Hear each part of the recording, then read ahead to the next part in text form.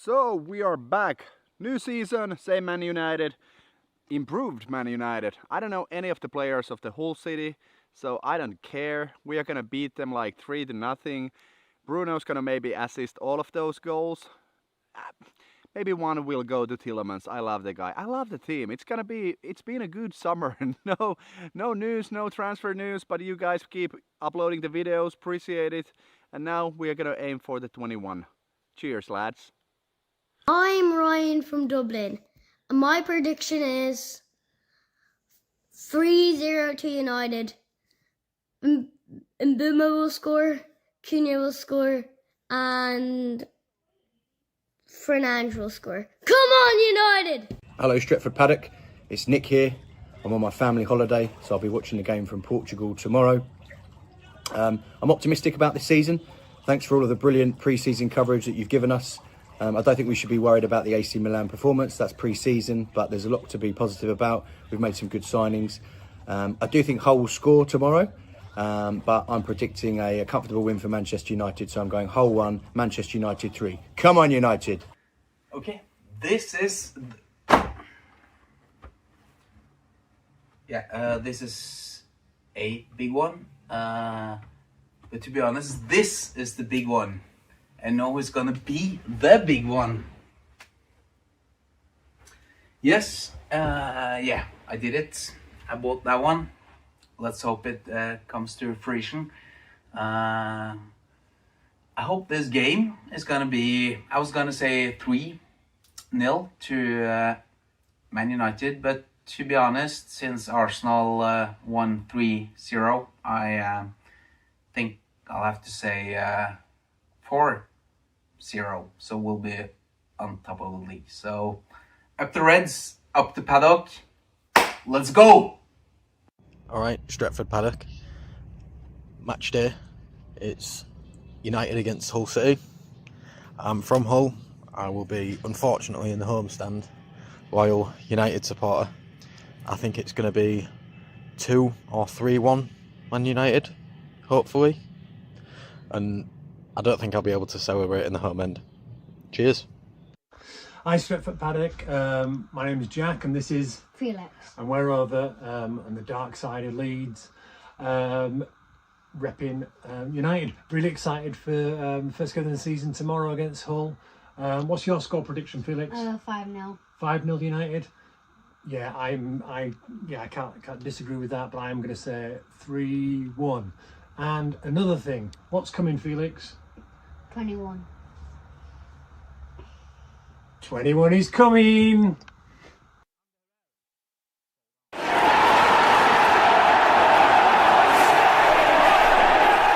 Hello and welcome to Stretford Paddock. This is the Watchalong. Manchester United are back in action after 90 days against Hull. The Premier League has returned.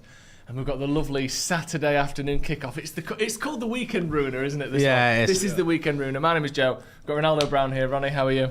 I'm doing good. It's not quite the Weekend Ruiner because you get Friday night anyway. That's true. Kind of way. Or it was the traditional Weekend. Is the anxiety on the Friday night though? Kind of. You can't enjoy it, can you? You can't enjoy it. He's got to disagree. No matter what it is. If I'd have said it's the 22nd of August, Ronnie would have gone. Wait. Not if you're in Australia. Wait, me disagree with Joel. Contrarian. Me disagree with Joel. Now we're back. We're back. Jay Motty's here. How are you, Jay? Are you new here? I've missed this. I'm so giddy. I'm having to do you know what I'm having to do? This is so sad because it's Hull. Oh. I might breathe. Yeah. Calm yourself down, son. Come on, we're live. Let's just, do you know what I mean? Because I'm so excited and giddy. I know you're going to get into the team, but I think the team's strong as well. So good to spend it with you boys as well. Happy days. And Finn, here as well for the first game of the season. How are you feeling? Like Jay and like all of us here, I am so happy. I'm so excited. We could lose today and I'd still be giddy and excited. You wouldn't. I can guarantee you, at 2:30, that will not be the case. No, this is not the season or the Weekend Ruiner. It's the Weekend Enhancer. Yes, and that is what the potential of the 12:30 kickoff has. And we're winning the league if we win, by the way. And we're winning the league if and when we win. Yes. Well, I think what it'll be we win today, and then it's 37 guards of honour between now and the end of the season for this team, isn't it? Yes, I think en masse, the footballing public will accept that we have won the league if this game goes our way today. So I can't wait for that. Should we get straight into the team news? We've got a little team news we can bring up here because it's a little bit of an unusual one in certain regards. So Loman's in goal, no surprise there. Our first surprise of the day, Mazraoui's got Dallow's face, which is one issue. But that, I can assure you, I can assure you that is Nusayr Mazraoui. One job, lads. One job. Hey, I love that. One job, like there's not. The only job was support. We're starting it again. Mazraoui's face on his name. That was the only thing I asked you to do specifically this morning. Are we actually live though? Yeah, we are live this time. Oh, why did you ask that? Oh, because the last pre-season game of the season we did 15 minutes before we realised we hadn't actually pressed the start stream button. Really? Which was 15 minutes? Yeah. Well, surely the comments were telling you that when you was reading all the comments. Well, there were very little comments. Oh, is that my fault? How is it my fault? Yes. Yes. Hey. Now we're back. This is the problem. I was getting annoyed. This is the problem. I personally agree though. If Will you agree with what? I agree that you should have. You were there as well. Yeah, but I didn't have the computer and the but comments. you were on your phone for 2 seconds. I feel like I would have noticed much. Stay at this. I'm not gonna lie. He's meant to be professional today. I said this season is our year. I don't know. It's going to be sensible. He makes me more giddy. Yeah. You know what it does? It feeds. How long we done? He gets accused of not watching the chat at all. Yeah. We're 6 minutes in and it's a mess. I think partial blame. This is it. Special viewing. Bro, I've told you. I said to you 7 minutes ago, this is as good as it gets. Yeah, you're right. I wouldn't want to be anywhere but following here today's right draw, it's all downhill. We had one job. Right, have we got the team who's ready? Right, let's do this, and we'll get some comments in a sec. Lomans in goal, Mazraoui, Maguire, Heaven and Shaw as the back line. You've got Tielemans, Santos and Bruno as that midfield three, and then it's Dorgu, Cunha and Mbermo. Notable absentees, obviously no Dallow at right back, although he is in the squad, and no Ahmad on the team sheet at all. I'll start with you, Ronnie. What do you make of that team? I'm just glad to see Sesko on the bench, obviously. We'll obviously run through that in a little bit, but I think for the most part, it looks definitely strong enough to get the job done against the Hull City side. It won't be easy, it never is, playing away from home early in the season against newly promoted sides. They'll have the bit between the teeth, the crowd will be energetic, 12:30 kick-off away from home. We never really like those. But for the front three, obviously, I thought these type of games where we might be up against blocks that are a little bit deeper. I always thought Dorgu as a left winger might not be the best bet, but we'll see whether he can obviously prove me wrong today. And other than that, obviously, Dalot being dropped for Mazraoui is a little bit of a statement. Usually is someone that starts pretty much every game. I think a lot of people might be quite happy about that. There's a lot of, obviously, Dalot detractors in the fan base, but outside of that, I think it's a decent enough team. Cunha up front, where he probably would prefer to play, obviously, in his a little bit of a false nine role. And I think Mbumo and Dorgu either side, they're actually runners type of wingers anyway, so it actually might work out in terms of the balance of that front three. Jay, initial thoughts? I'm just sort of really chuffed with how strong our squad is. Yeah, I was just going to say this. That is a strong team, and that is a strong bench. Because we've been here in the past where we've gone, look at our bench. You've got Pogba, you've got Martial, and you've looked at the first team and it's all children, and you go, that's because he's resting everyone, so you put them on the bench. That is a very strong 11 and a very strong bench. If you look at that bench, right, you've got Lisandro Martinez as World Cup winner, who's mint. Lenny Yoro, one of the best young defenders in the world. Kobe Mainoo, who's sick. He's missed out Dallow, by the way, Ronnie. Sorry, Dallow. I love Dallow. No, I love Dallow. I genuinely didn't notice him on that list. But he's mint. I like Dallow. Rashford we know about. Yeah. He's scored over 100 Premier League goals. Benjamin Sesko, an absolute world-class striker. And Xerxes, all right, let's not kid ourselves. He's probably going to move on. But that is a very, very strong bench in every position. Full-back, centre-back, central midfield and attack. And even a tricky winger in Lacey. Yeah. Or Rashford, for that matter. And look at the starting 11. And you chuck Belaber in instead of Xerxes, maybe. Stop. Unreal. And Ahmad. Ahmad come too. back. Yeah. This is what I'm annoyed you've taken. And the Licks. And Mount. And Mount. Oh my God. And Mount. No, yeah. Like, that's a strong squad. It really is. Just to chip in before we get to steal you, your thunder Finn. there. Yeah. So Simon Stone, obviously from the BBC, saying that Ahmad being assessed is, according to Michael Carrick, picked up a niggle at the end of the week. Club hope he's back soon, but not clear at the moment. So we'll see what that amounts to. But it is an injury rather than him not being able to get into this relatively strong squad. So, I mean, you'd thought so, wouldn't you? You'd thought there's not a world where I can imagine that Ahmad, who can play in various positions, who's been sort of ever present in the squad for the best part of 3 years, and as in pre-season as well, since he come back from World Cup, he suddenly dropped from the squad.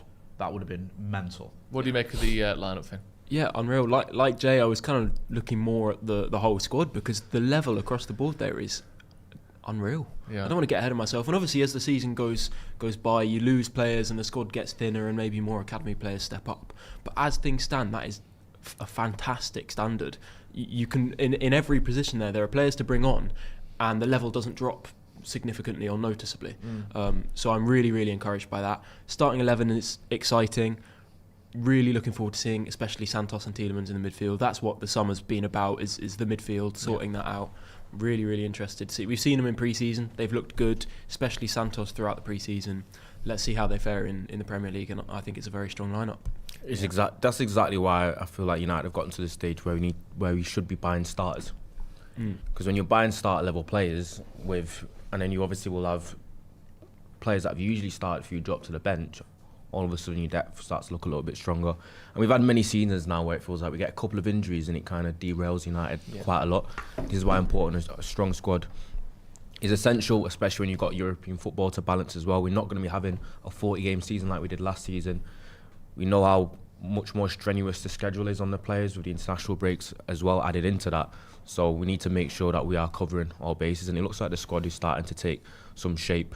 And I think the interesting debate is going to be, obviously, with Ahmad, De Ligt, is it Mount, and Baleba to come into the squad.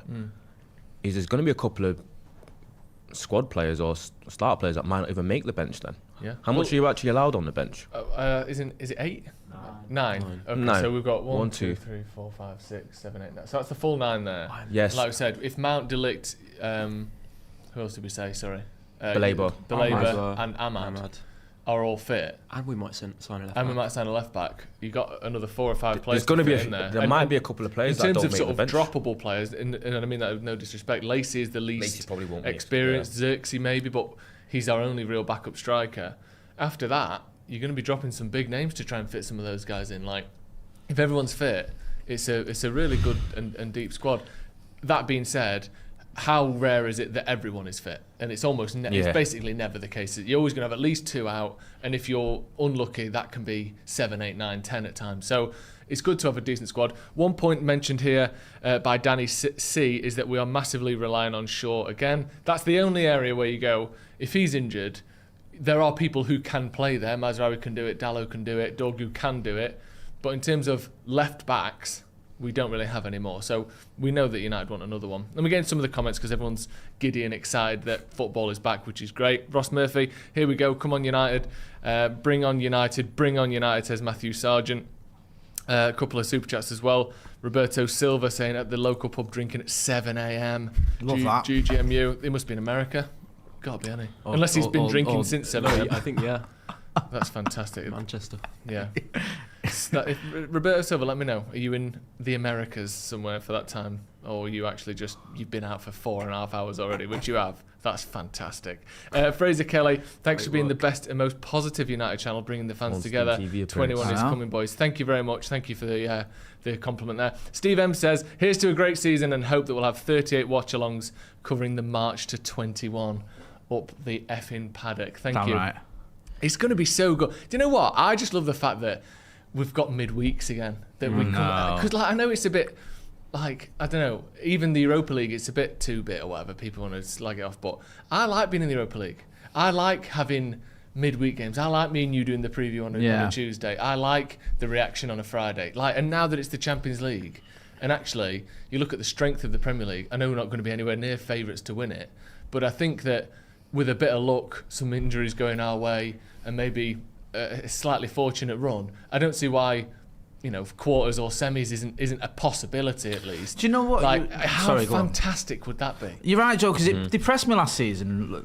Last couple of seasons where you sat home on a Champions League night watching shite like Spurs and Newcastle playing big teams, and we're either in the Europa or not even in Europe. It gets you down, and it's like we should be in these competitions, we should be in these matches, and there's nothing better than as a Red, whether it's at home or in the ground, watching United against a top European side. Yeah, something special about it. It really is, and that's what we're about. We're the first English club to ever win the European Cup, or the Champions League as it was. We've always had that history with that competition. Do you know what I mean? Yeah. Sorry, did I get the wrong way around? Yeah, the European Cup or the Champions League. Champions League or the European Cup as it was in '68. Yeah. So we've always had that history with it, that connection to it, and to see us not even in it when we took it for granted under Fergie is a bit like what is going on, especially when you see some of the teams that are, and you see this new format where there's a real good opportunity to get into the knockout stages, and then who knows what can happen. So yeah, I'm looking forward to it. It's been sorely missed.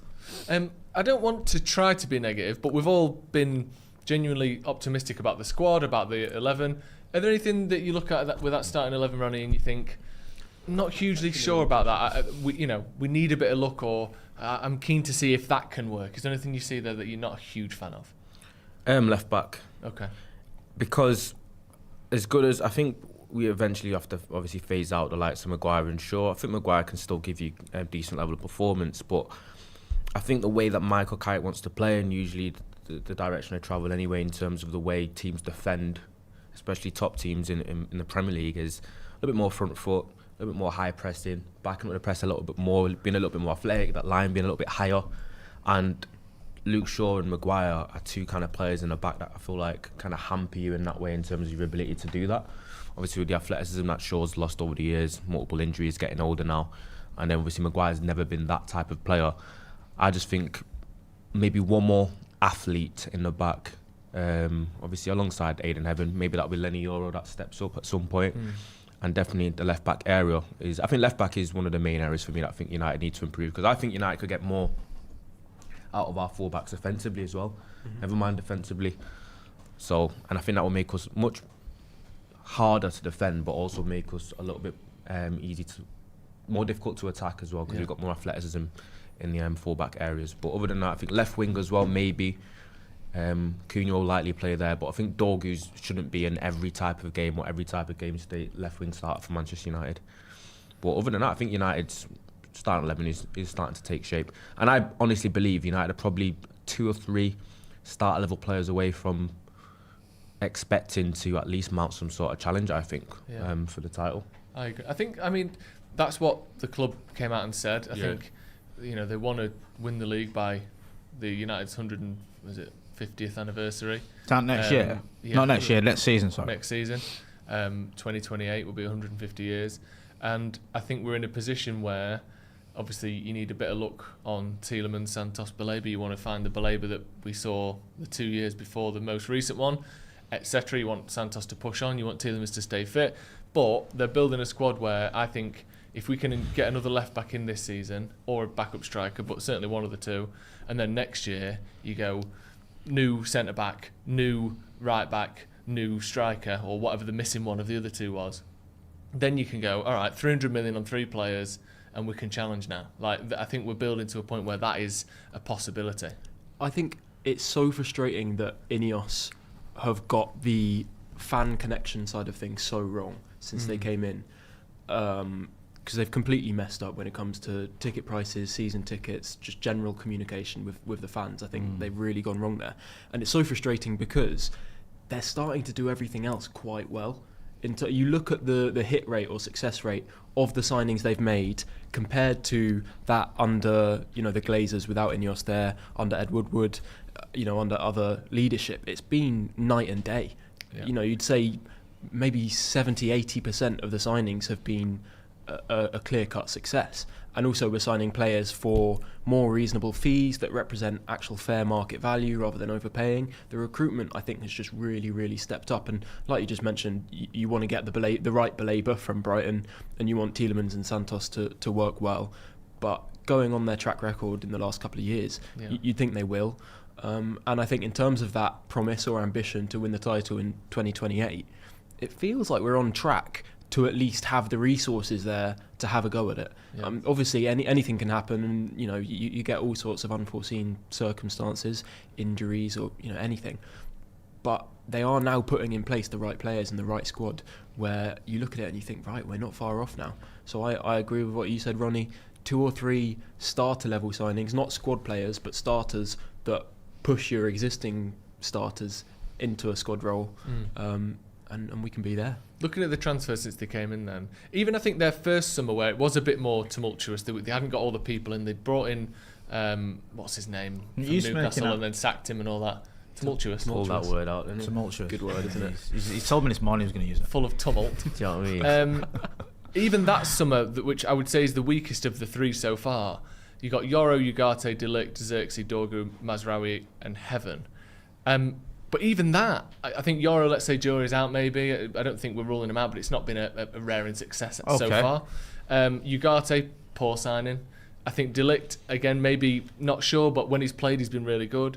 Xerxes, probably a poor signing. But then you've got Dorgu for, was it 25 million quid, which was an excellent signing. Mazraoui for 13 million quid, which for that price is an excellent signing. And then you've got Aidan Heaven for $1 million, which is one of the best value signings in Premier League history when you think what he's probably worth already. Love that. Like even that is a agree. 50% or more hit rate. And then you go to last summer, Sesko and Burmo, Cunha, Lomans is a genuinely phenomenal summer, I would say. And then this season so far, obviously the jury has to be out because none of them have proven anything yet. But Santos for 50 million, Tielemans for 35, what looks to be Baleba for 65 rising to 70. Those are really sensible, smart signings from Premier League teams where you know roughly what you're getting. You can't say, I think anything above 50% is a really good hit rate, and they're batting well above that so far. That January where we got Heaven and Dorgu just after the slightly more dodgy summer was, I think, the first that Vivell was actually in a permanent position at United.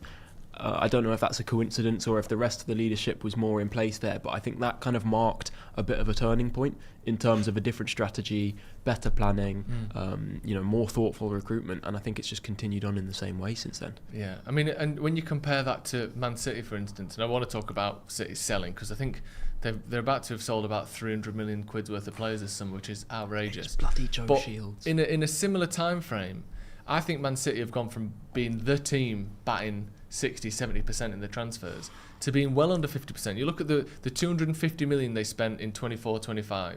It was Omar Marmoush for 75 million. No. Terrible signing. And people will say, well, they're going to make most of it back. But when you look at, they're buying players to try and help them win games. Yeah. How often did Marmoush help them win games? Not very. Nico Gonzalez might leave as well. Kusanov, good player, fair enough. Vitor Rice, has he ever even played for him? Savinho, again, yes, they're going to make big profit on him, and we'll get to that. But he didn't help them win any games. And neither did Ilkay Gundogan, really. And then last summer, Semenyo, he wasn't in the summer, but good, decent signing. Reinders already left. Ait Nouri, will he ever play for him again? Who knows? Cherky, good signing. James Trafford already left. And Donnarumma, who is there still, very much the jury's out on him in terms of does he actually help them over the player that he replaced in Ederson. Mark Gay, another one who looks like a decent player. But you look at that, that's well under 50% in terms of these players coming in and helping Man City improve. And I'm not saying that we're going to jump ahead of them and City are terrible, but you can only go so long where you're having to sell most of the players you bought only 1 and 2 seasons ago before your squad starts getting worse. Yeah. And I think United, by contrary to that, or in contrast to that, have clearly made our squad better over the last 2 or 3 seasons. Yeah, there's quite a few things there, and I agree with you on pretty much everything you said, to be honest with you. I think the big question for me with Carrick is, can he get the best out of these players? Like, that's a big question with Baleba, isn't it? Because Baleba's had a bad season last season, but he has had 2 good seasons, so it's like, can Carrick work with him and get him back to the levels we know he's capable of? We just had TNT playing footage of him doing good things. He's got a very high ceiling. It's just about the consistency, and if Carrick can work with him, in the same way that Guardiola used to work with players, didn't he? And get the best out of him, whether that was Raheem Sterling or Rodri or whatever, you'd see them sort of just shine under him. Can Carrick do a similar sort of thing with some of these players? And going on to sit, and also, sorry, one thing on United, the good thing about all these signings that are working is there's less pressure on the youngsters now. Youngsters are going to be put into the squad on merit because they're good enough, because they're going to be given an opportunity, not because we're panicking, no one's scoring any goals, so we're going to throw Cheeto in, who's 12, but let's just hope that he can start scoring against Premier League opposition because no one else is. Do you know what I mean? Or let's play Jack Fletcher out of position because the crowd are turning against us, so we need to get a youngster on the pitch to try and stop everyone screaming. Like, you shouldn't have to do that now because you brought in good signings, and also you've already got good young players that you can nurture the way we should be at United. And going back to the City thing, I think they're in trouble. Yeah. I think if they'd have made these signings and then you had Pep as the manager, you can go, okay, Pep's the guy that works with these players and gets the best out of them. But now it's Maresca. He's not really got the reputation for necessarily getting the best out of players. I mean, he can work with players. That's not his no MO. CV at all. No, he's not like, you go, well, Maresca's going to turn these players around or get the best. He can manage a squad, we know that, and he can work with players and manage egos and stuff like that. But I don't necessarily think he's the guy to get the best out of, I don't know, some of the names you've mentioned who are a bit sort of 50-50 as to whether they're going to work out. So, yeah, I just think when I look at City now, they seem to fall into the category of almost any other good top Premier League club, rather than the special team to be elite level. Everything's amazing.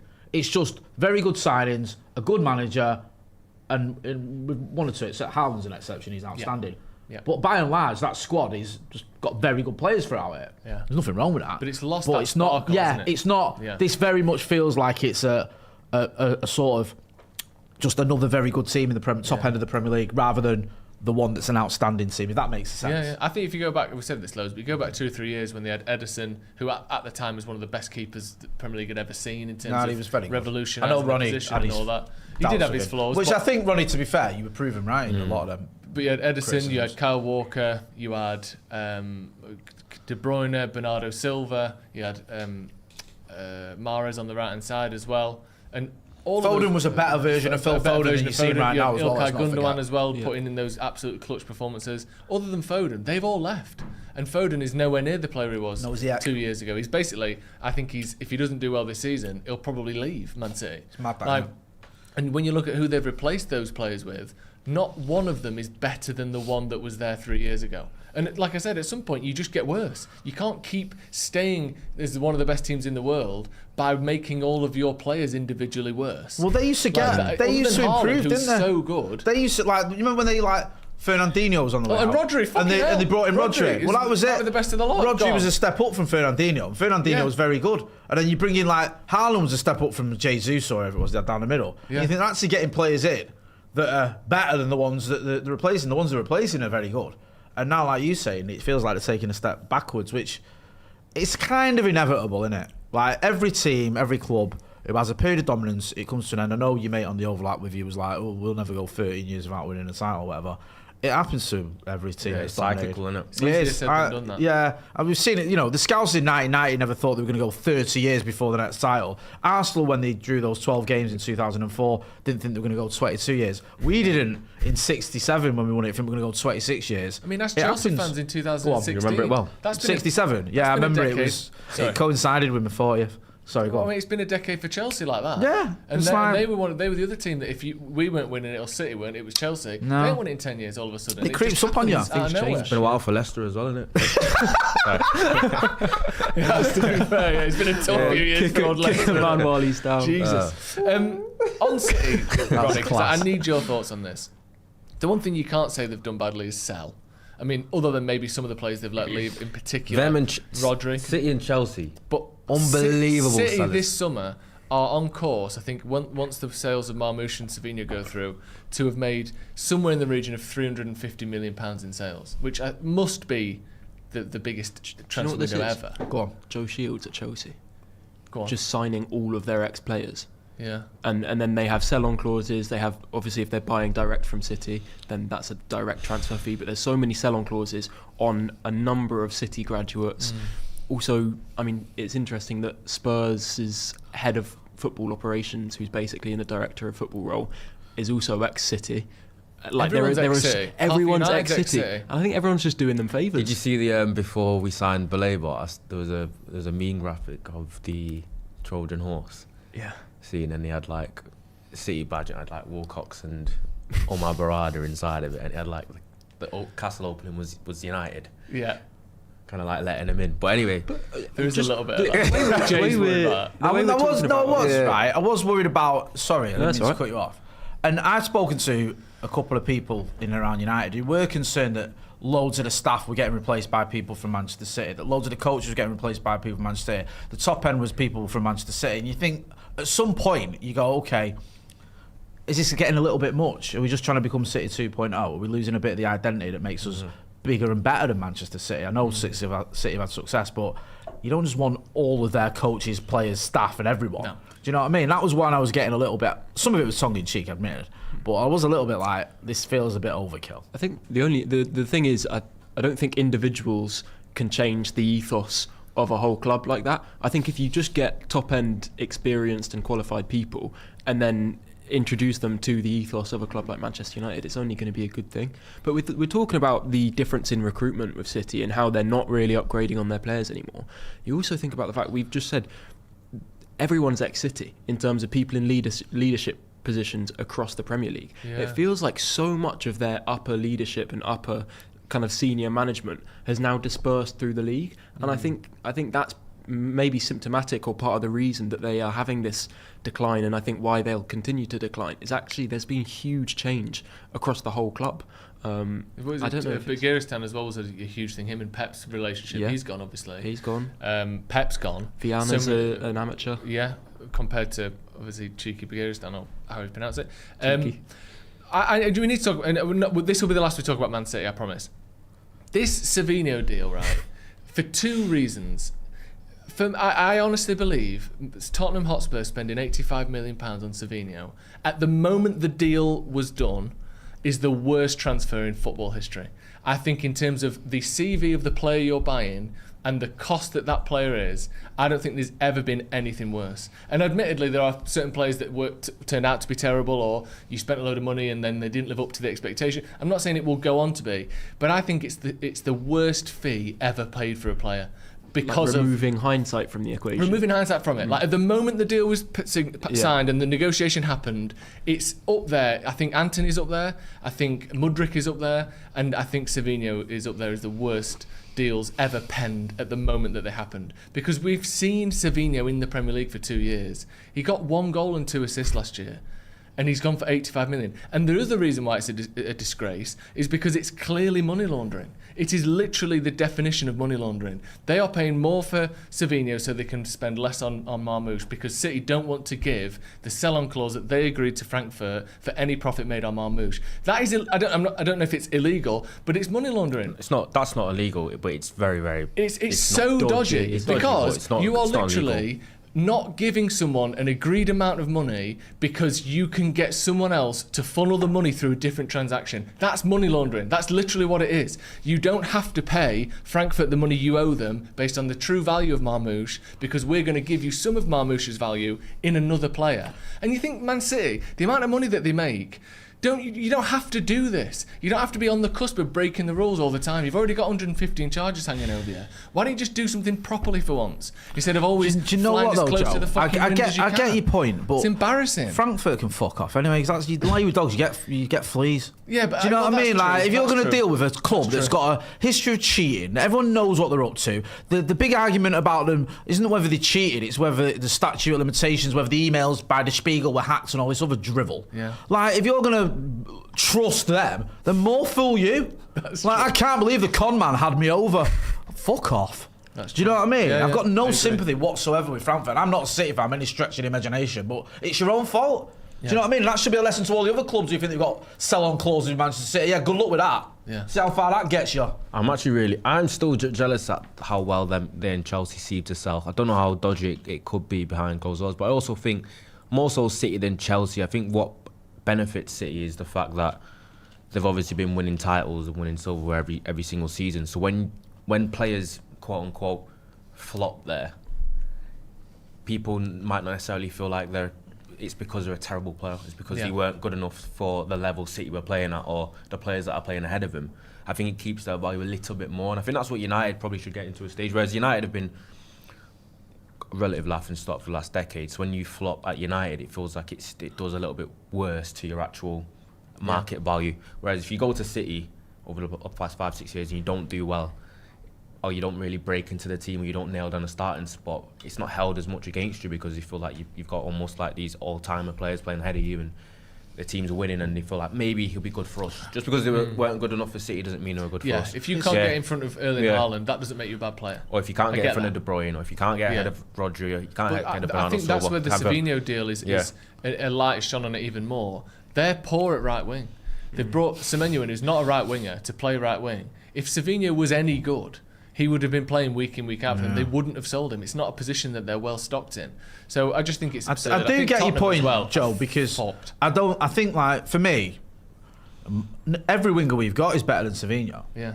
Literally, every single winger who plays for Manchester United, including Shea Lacey, I'm not digging out the kid, but he's barely played, I would rather have over Savinho. And I guarantee we won't get that kind of money for any of them. No. So I get your point. It is corruption. Yeah. But I'm it's not saying like it is grass is actually green illegal. and water's wet, innit? Do you know what I mean? Like City cheat. And also, you know what I mean? We know that. C Fence says everyone bends the rules as much as possible. It's just kind of the way of things these days. but some bend it more than others. And obviously City have bent it to the point where it's snapped at least 115 times over the last decade. And that doesn't even go into the last 7 or 8 years. That's class. The other thing is, not everyone does it the same. Man United have never sold themselves their own car park or their own women's team, or, sort of bent the rules and we'll buy your player for 40 million if you buy ours for 40 million. Not everyone has done it to the same extent. So I think to say everyone does it as much as possible isn't true when not everyone has done it as much as possible. So yeah, we'll have to obviously just see what happens with them and see what happens with Tottenham. But if they're spending 250 million quid on Tonali, Marmoush and Savinho, I think the time of being able to buy anyone for any sort of reasonable fee is gone from, and we'll see how that goes long term. Steve M says, I've read that one already. Gus Doyle says, call me crazy, 4-0, top from game week 1 to game week 38. Imagine that, just the whole time. Oshan Gaming says, time for 11 men to decide my mental health until next May. Let's go, boys. Red Devil 29 says, question to all of you. If you received 70 million bid for Ahmad, would you be okay with selling him? Depends how it's redistributed. Yeah. He's not unsellable. I love Ahmad to bits. But at that fee, he's not unsellable, I don't think. Yeah. If 70 million bid for Ahmad, would I take it? Yeah. As much as I like Ahmad and rate him, I'm taking 70 million for Ahmad. Yeah. Disgrace. Would you not, Jay? No. Why? Because he was nice to my kids. You didn't sell by India for Yeah, I'm only joking. If you get 70 million quid for Ahmad, would I sell? No, I still believe in Ahmad. I think Ahmad's going to play his part in us winning the title this season, so no, I wouldn't. Would you swap Ahmad straight swap for Minter? Who? No. No? So maybe not, because he's going to go for 70 million, isn't he? I can't believe that. Yeah, that's I don't. It can't all just be on Tottenham, but this summer's fees are just a level above anything. At some point, surely it has to collapse. We can't keep up with this. Yakuba Minter, is he any good? Just a kid from Brighton. Yeah. He's like, whenever I watch him, I think, oh, he's a good player. Him 3 goals, 4 assists last season. Decent, he's 22, so he's young, but he's not a child. He's got 9 goals in 66 league games for Brighton. He's just good, but 70 million used to be world class. What are we talking about? For a winner. But and the thing is, when we say used to be, it's not like harking back to our childhood. No, like this is 3 last or summer. 4 years. This is last summer. Last summer, look, United got Mbermo and Cunha. One of them had a transfer, a release clause, but the other one didn't. 65 million apiece. The market's Are we not inflated, part of the problem though, Joe? Why? Because we spent 80 million quid on Anthony. We spent... Alright, you can argue Jadon Sancho was at the time worth it, but we've overspent on players. Yes. I mean, that Anthony deal is one of the worst in Premier League history. And we can't be like looking at other clubs. Yeah, we're as equally as culpable. We can't say that we're blameless. Anthony got 4 goals and 8 assists in his last season at Ajax, and we spent 85 million euros on him. Hoyland. Hoyland had 9 Serie A goals, and we spent 73 million quid on him. But we're guilty of it. But it didn't seem to affect the whole market the way that whatever's happened this summer has. Okay. It would have. It does definitely have an effect on the market. Yeah, but... No, but yes, Liverpool... it did, because Chelsea signed. Because the reason why Chelsea got shafted for Mudryk was just Shakhtar Donetsk CEO said, we think Mudryk is better than Anthony, so you got to pay more. Okay. So it does. I'm not disagreeing with the inflated part. I'm just saying that we're not part of the problem. We are part until recently. Yeah, but whatever's happened this summer for me is a bigger jump than anything we saw when United was spending like that. I do think Spurs have shifted the needle. Yeah. Because they've gone turbo mental. Yeah. I do think this feels like Chelsea first under Abramovich in 2003, where all of a sudden it was like, at the time, back then it would have been like 15, 20 million quid. And drew Mutu for 20 million quid or whatever it was. And it's like, rah. Like, I understand that this changed things, but I do feel like if I'm going to try and be a little bit objective for once, that United have been part of that problem. Yeah, we have, because there was I remember that it was actually quite. It was a big discourse for a couple of windows after Anthony was signed, where a lot of the other rival teams fans were saying that the winger market or the attacker market was inflated by the Anthony transfer, because that was used as a barometer for a lot of teams before a bit of an overpay. So we can't act like we're blameless as well. Yeah. The Anthony one, obviously, we've all agreed on that. We've all mentioned the Anthony one. Was I remember me and you, Joe, on Transfers Live. We were linked with him when he was at Ajax, and we went through his numbers. I'll never forget. I think never forget. It was 8 goals, 4 assists, wasn't it? Something like that. Yeah. It was 12 goal involvements. And we linked with him for like 40 mil, and me and you were going, not sure about this. And you were saying about his defensive work was good, but his attack wasn't great. 40 million, is it a bit of a risk? and then 2 months later we bought him for 80, and you're like, that's mental. Yeah. So look, I think Spurs have been ridiculous in the transfer market this summer, but I think United over the years have contributed. Something. Yeah, we've definitely. We're looking at Spurs, sure. but I think the main one's been the Elliot Anderson, 160 million. That's definitely been a market inflator. And also the way that Mateus Fernandes went from, right, West Ham are relegated, let's get him for 45 million, to, oh no, actually they're going to want 60, to, no, we want 80, to Tottenham have agreed a deal for 85. Yeah. You know? It was mad. It just, through the space of about 4 weeks, it basically doubled. Price doubled, yeah. Pariston says, much love from DC. Let's start this season right. Thank you very much. Shabugan says Minter going for 70, Pogba went for 89. I don't know whether you're saying Minter's nowhere near Pogba or you're saying Pogba's even more than Minter, but at the time we signed him, Paul Pogba was the best young midfielder in the world. There's some transfers you get, don't you? Like, made sense at the time. Pogba one, you understood it, didn't you? Yeah. Because of everything that had gone on with Pogba, the age he was, how well he'd done at Juve, the fact that you know there was a little bit of a market for him in terms of other clubs wanted him. I think United were always going to pay the most, but I understood that deal, even though it was, in retrospect, probably didn't work out the way we wanted it to.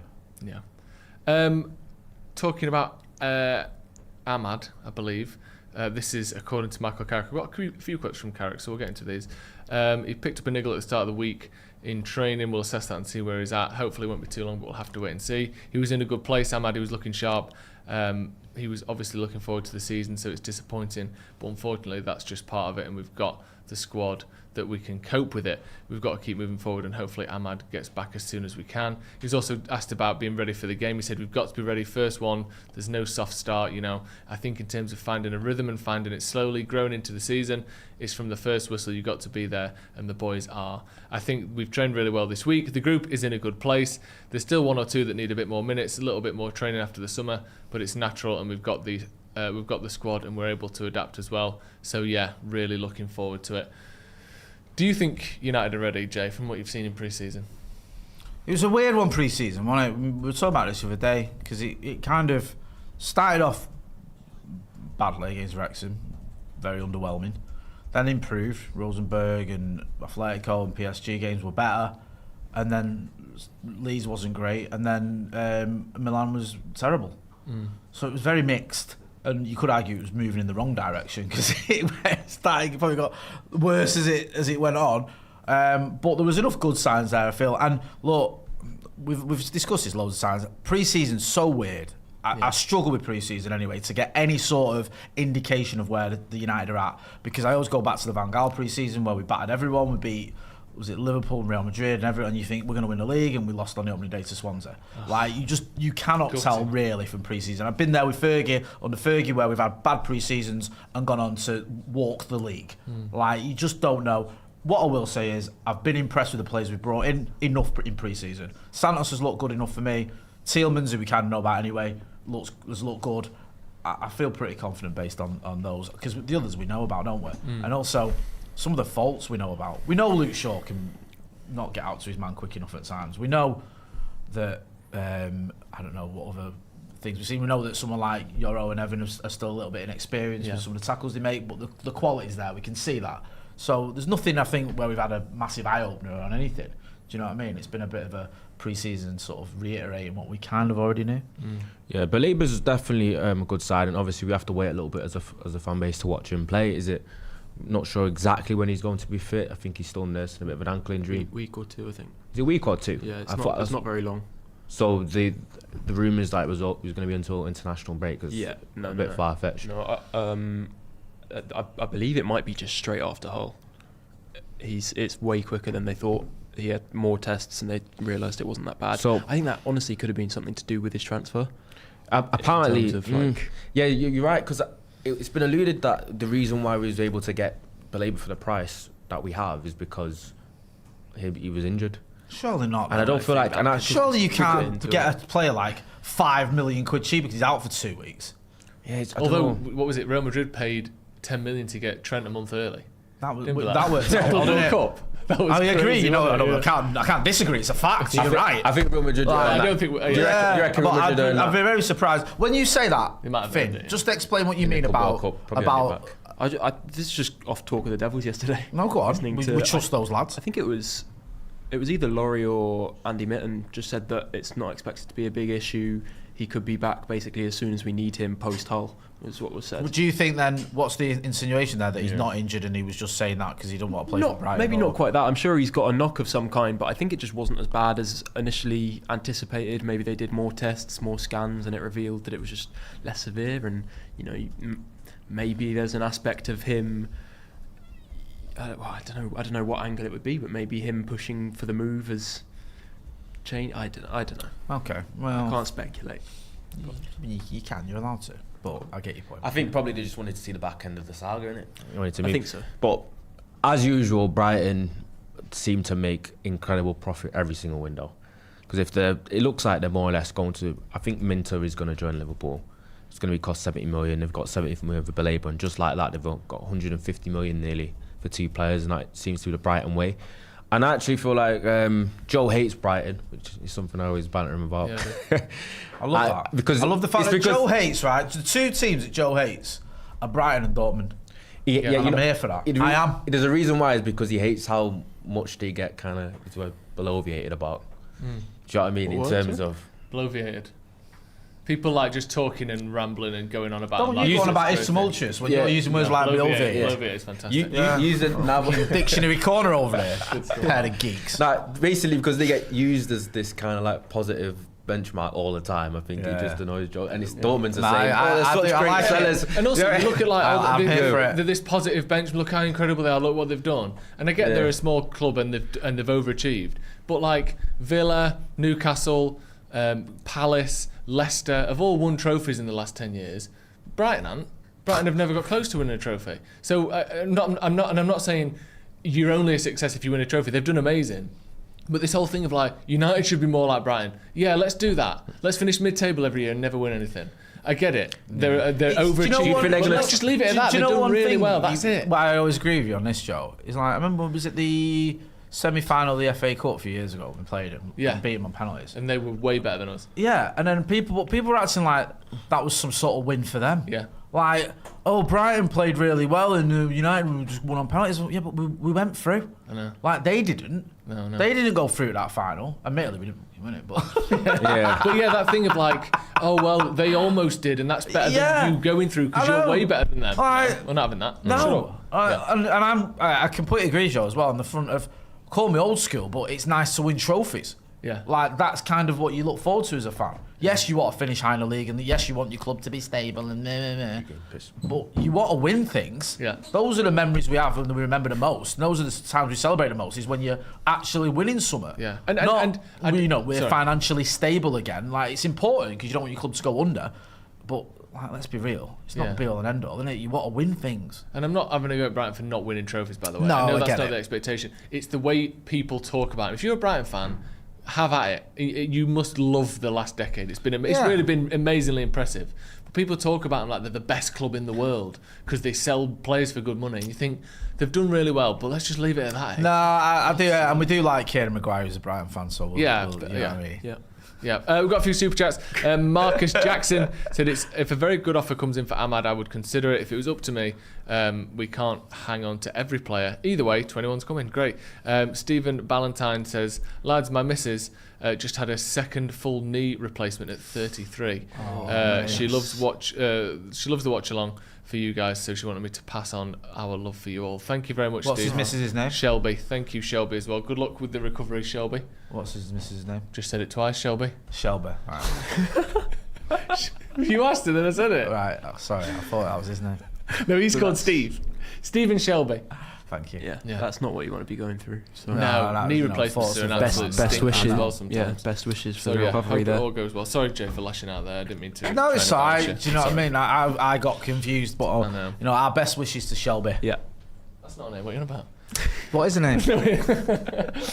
We've got 9 minutes till kick-off. I can't believe it. I'm scared now. I don't want this kick-off anymore. No, it was all exciting. It's nice just to think about us winning the league and winning every single game. It's almost there. It was a good laugh. Hey, No. do you want to run through the whole team, John? Yeah, let's go through the whole team. I've got it on my screen here, so let's go through that. Please. We've got Salakis in goal, Ajayi, Egan, Mendy, Giles. We've got Slater, Crooks, Coyle, Bellumi, Stroud and McBurney.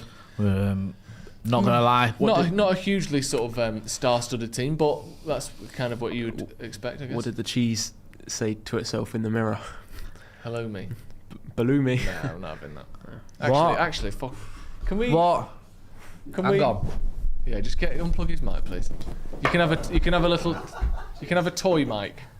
Finn can have this back at kick-off. Yeah, if I want he you to scored. think about what you've done there for the next 8 minutes. In fact, do you know what? If I could bother getting up, I'd turn the camera off as well. That's completely took the wind out of my sails, that has, Finn. Oh. Do you know what? That's the worst thing I've ever heard on a podcast, and I've sat next to Stephen Alson on a podcast. He said some things. Jesus. Okay. Yeah, Heaven Soul says Finn's cameo on the Paddock crew only lasted a few weeks. I'm only joking, he's back. Nishan said that was good. Yeah, come on. There you go. Very good. Yeah, a team that isn't full of sort of household names in terms of Premier League fans. A few players that we know there, but I think, not to sort of downplay them too much and then they go and beat us, but I think they were one of, when you look at the kind of overall metrics of the season, other than goals scored, which I know, Jay, you can get a bit annoyed at people going too deep into the non-relevant stats, but I think in terms of XG and XG conceded and chances created and touches in the opposition box and all that and time winning, and they should have gone down last season. They're like literally one of the worst teams in the league, other than have you won the game. Yeah. So that's the one that matters, but they're a team that I think a lot of people Well, do you know think are gonna what? It's struggle good that we had Dean Holden on, who's the assistant head coach, because he spoke about some of the things that the metrics don't tell you, about that team spirit, about the way they all battle, about the belief they've got, about how no one gave him a cat and hell's chance, about the relationship they've got with the manager and the relationship he's got with the manager, and why the manager even brought him in, which was quite a weird story and an interesting one, wasn't it? He basically brought him in because he kicked off with him once. fallen out with him. Yeah, and he's like, he was that nutty guy from Salford that was in my face one day. Let's get him in. So those things aren't, evident on a from a stat or whatever. And you can't ignore the fact that they got promoted. Yeah. They got promoted for a reason, and they might not be the best team in terms of all the other stats or the style of football they play, but they win matches. Yeah. And since the dawn of time, people have been hating on teams that have won things, or that have achieved stuff. Oh, they were crap. But we do it ourselves with Arsenal last season. We don't all go, Arsenal were great to watch. They were well done. No. They were boring. They relied on corners all the time. The team's full of knobheads. I get it. So it was really interesting to hear Dean's perspective, and I just don't think you can completely dismiss Hull. You can't just go, well, this is 3 points, because you can do that at your peril, can't you? 100%. And on that front, I think we should get into some score predictions. We've got 6 minutes till kick-off. Get your score predictions in the comments. How do you think the game's going to go? Scoreline and goal scorers as well. Pardon me, just had a big drink. Ronnie, you've been to the toilet. I don't know if you were consulting any sort of soothsayers or sages out there, but have you got an idea of a score prediction for me? 3-1 Manchester United. Talk me through how's it going to go. I think we go 2-0 up, we concede 1, gets a little bit nervy, and then we put the game to bed 3-1. I was even going to go 4-1 and kind of push the ball out a little bit. From what I know about Hull, I think they were okay and decent going forward. They can show a little bit then. I think they'll probably be obviously buoyed by the crowd. I think that will kind of galvanise them a little bit more than usual. Manchester United are coming to town, first game of the season, Saturday afternoon. But I don't think they're meant to be that good defensively. I think they didn't have the best defensive record or underlying metrics last season in the Championship, even though they did make it through the playoffs. So I think United, with the attacking talent we have starting and on the bench, I think we'll have too much for them, and I think we will score at least 3. Wow.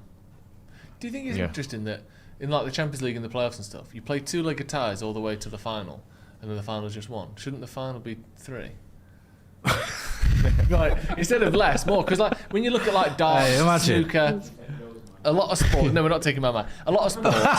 a lot of sports. Producer Benson said, "Can we take Joe's mic off him?" But you have more games in the big games, like the NBA Finals. You see that a lot. It's not less game or fewer games. You've it's lost more. me now with this. What about a three-legged final? Is it less of a spectacle? I'm not arguing that, but I don't want the playoffs in terms of what is it, best of 5 or whatever. Yeah. No, we're not doing that in England. Come on, mate. Jay, score prediction, please. Actually, while you think of that, Jay, I'm going to go through some of the audience's score predictions. Get them in the comments. 4-1, not prepared to commit which way, says Rob Clark. That's safe. Raving Gunslinger says 3-0 at half-time to Hull, 4-3 to United at full-time. Bloody hell, that would be absolute carnage, wouldn't it? Heaven Soul, 3-0 United, a lot of 3-0s. Charles says 3-0. Danny Jones says 2-0. Ross Murphy says 2-0 to Man United as well. I'm yet to see anything other than a United win. Oh, actually, Brobot, scrappy 3-3 draw. What are you thinking, Jay? I think on the preview I said the same score as Ronnie. I think I did. 3-1. I think I said 3-1. Yeah, you did. But just to be different from Ronnie, I'll go 3-2. 3-2. What was the score when we thrashed Leeds on the opening day of the season? 5-1. Yeah. Yeah. Was that last? That's one of my favourite games, that, you know. Yeah. That goes under what? No, even before that, wasn't it? It was the first game. It was the first full game after. When we announced Varane? 22-23, wasn't it? Was it? Varane got announced. It was perfect, that game, right?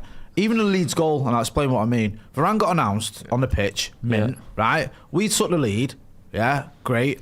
They equalise. They're still celebrating while we get the second goal, and then we batter them 5-1. And it was the first time we'd played Leeds in front of a full ground because the others had been locked down for about 20 years. Yeah. It was mint, bro. Honestly, I loved that game. I think Bruno got a hat-trick as well. Pogba was unplayable. 4 assists. It was like honestly, it was such a magical day, that. Of his, I think Graham Souness said, I expect 4 assists a game from him.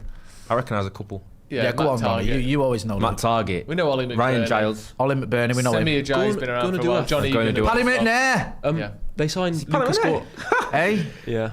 Yeah, they signed Gunnar Man of the match on his debut. For 4 million. A couple of years ago, he was like one of the top flavours defensive midfielder prospects, and I think he's still got a lot of potential. So I think he could be one of the better signings in the Premier League this season. I'm going to go 2-1 still, I think. I'm going to stick with what I said on the preview. I like our team. The left-hand side, I'm not going to say it worries me, but I don't think it's going to be as electric as it could be if it was Cunha in there. No offence to Dorgo, I just think Cunha probably offers a bit more in this type of game. But I think Hull will score. I think we've struggled with defending over the last sort of 3 or 4 years, really. Since, was it Ten Hag's first season, we had a decent defensive record, but after that it's been poor. Can I ask you something on that front, Joe? Sorry to interrupt you. No, it's okay.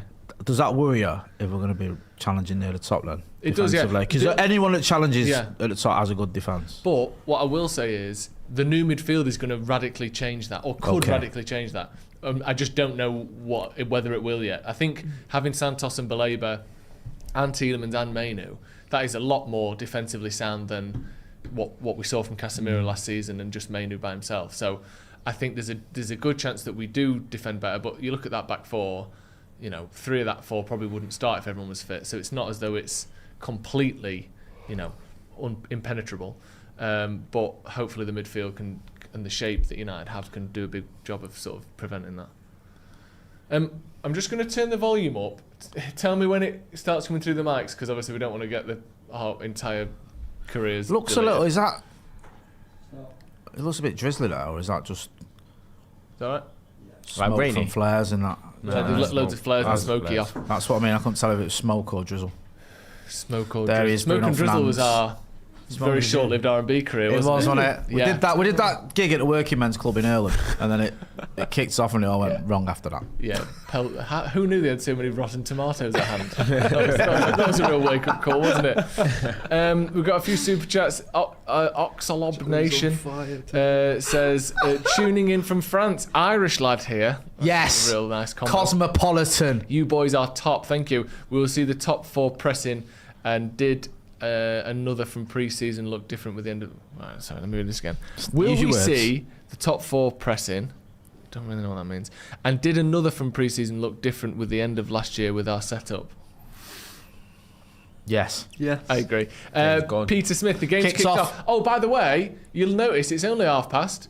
Normally we're 2 or 3 minutes behind. We've changed our setup watching the game in the studio, so there should be almost no delay for you watching at home as well. We're doing it properly now. There might, if there's a small delay, then fair enough, but it should be a lot shorter. Does this mean we used to be. can? Does this mean we can read the chat? We bought. We should be able to read the chat. A legal subscription. Yeah, we actually just. We got a TV license. The time's slightly. Yo, was that literally it? So let us know in the comments. Stop using those streams you get off Twitter. We're going to tweet that because that's actually. We weren't even watching the game. We were just using sofa scores. Yeah, that was it. Let us know how far behind we are now, based on what you see on your TVs at home. Can I just defend Joseph as well on the comments thing? Go on. Because I saw you getting a bit annoyed with me. 26 seconds. 26 seconds. Taking a mick out. But one issue you've got, and I know this because I've covered for Joe on the comments, because we're so far behind and you're ahead, the last thing you want to do is read a comment that says goal. Yeah. And then you don't have a natural reaction to the goal. Yeah. So you're always wary and sort of try to read comments but not be too up to date with him, which is an almost impossible task. Because if you're scrolling, it goes, United have just scored and boomo, and then you're watching it, you're not going to be naturally celebrating because you've already found out. So I do feel a bit for you, and hopefully that can cut a bit of this out. It seems to be somewhere between 10 and 30 seconds behind now, but it used to be 2 or 3 minutes. So that's doable. Doing, we're trying to do as much as we can. That was a really odd first involvement from Mbumo, who just booted the ball 90 yards into the sky, and it just that was just one of them just to hold it. Mbumo, and I just hope that we don't see. I feel like Mbumo had his bright moments in pre-season, but he also had a lot of moments where he thought, what are you doing? And I just hope that is going to brush off a little bit, and he can get back into his groove. Some good players have that though. Yeah, like they have a little bit. They have the odd moment. Dallow's got a bit of that, hasn't he? I think he's a very good footballer who's just got dodgy moments. Ronnie cracked me up once with that when we're watching it, and he went, Dallow just glitched. Yeah, it is. Listen, he just was like running around in a circle with the ball. Like it's like someone was pressing the controller. Floodlights at 12. Stick drift. Bloody hell. In the afternoon. Floodlights are on at the whole Dickinson Stadium, whatever it's called. We've got a couple of chats. I don't know, sorry. I ended a sentence that I didn't know the last three words of. Wow. What's it even called? MKM. In my head, it's still the KC, yeah. It's Ben Top says, morning lads. So excited we're back in action with the early kickoff. 3-0 feels like the right score. Great nice ball. Yes. Lovely little layoff. Yes. Oh, yes, please. Yes. 3-0 feels like the right score, but we always make it interesting. Yes. He's on. He's in. Just a bit of a heavy. Go on! Go on, cover. He was running in mud there. Yeah. Heavy chest. Go past that from nice little move. Go past from Tielemans, It was though, Tielemans, wasn't it? Yeah. So he's got. Tielemans. Have a look here. What's this? He's like a Timu Daily Blind with that kind of he times that perfectly as well, Bruno. Yeah. Do you know what? They're going to be so good together this season. 2 feet short, that pass. Yeah. Not to overgo it, it's a great idea, and I couldn't do it myself, but Bruno's having to slow down, it's on his back shoulder. I couldn't do it myself. It doesn't mean anything, though, does it? No, you can still criticise. I can do almost everything with the football at my feet. I can say that like anything anyone does today. Yeah, I'll criticise things I've never even seen before. When I've got no frame of reference as to whether the person doing it is good. Well, you could have done that Rubik's Cube a bit quicker. 3.1 seconds. Pathetic. You've left time on the table. Terry Pearson said, in quotes, beyond the realms of possibility, Jay Motty. Beyond the realms of possibility. You like that? I have another little saying. Nah, I do have a few. I'm not going to lie. Matty Lovett says, carried out God's work and introduced my girlfriend to Jay's favourite Will Smith song. She wasn't impressed. Girls, girls, girls, girls, girls. I hope you told her that we hate it and we mock it, not that we think it's quite normal for a 55-year-old man talking about. Whoa! Who was that there? Mazraoui. Go on, yeah, go on. If he wasn't on it there, that would have been 1-0 Hull. Easy. Mate, where did that come from? That could have been disastrous. It was the overlap that Shaw hadn't Fucking hell. Can we just say right now, on TV, there's going to be a lot of confusing Mazraoui and Mbermo this season, isn't there? Now Mazraoui's shaved his head. The sort of beard and hair combo on that same side of the pitch, it's going to be a little bit. There's going to be a few of them where we get that wrong. I used to. You didn't play FIFA, did you, Jay? Not really. My brother, my son's got it. Yeah, there's always players on there where they've got the same haircut, and you just think, I'm going to get this wrong all the time. Well, because I thought that was Mbermo at the back post when I first saw that. Okay, no, man. Jesus Christ, come on, son. Go on, dogs. Super chat for finally fixing the delay, said Luke Cutchy. Thank you. Thank you, I bro. mean, it's not 0%, but it's a hell of a lot closer than it used to be. And we'll try and... I think Sky have got something called like zero delay or something. Do you know what? They're full of bollocks because they do that. They have this thing on the telly, don't they, where it's like you press that button. What's it called? It's not like zero delay. It's something like that. Can I press it now? No, I don't know. Oh, you might be able to. Yeah. How do you do it? It usually gives you the option. Zero delay from the actual. No, what's the word for it? I can't remember the word for it. Get involved in the chat. You'll know what I mean. When you're watching the game, Like it'll give the go to option. live.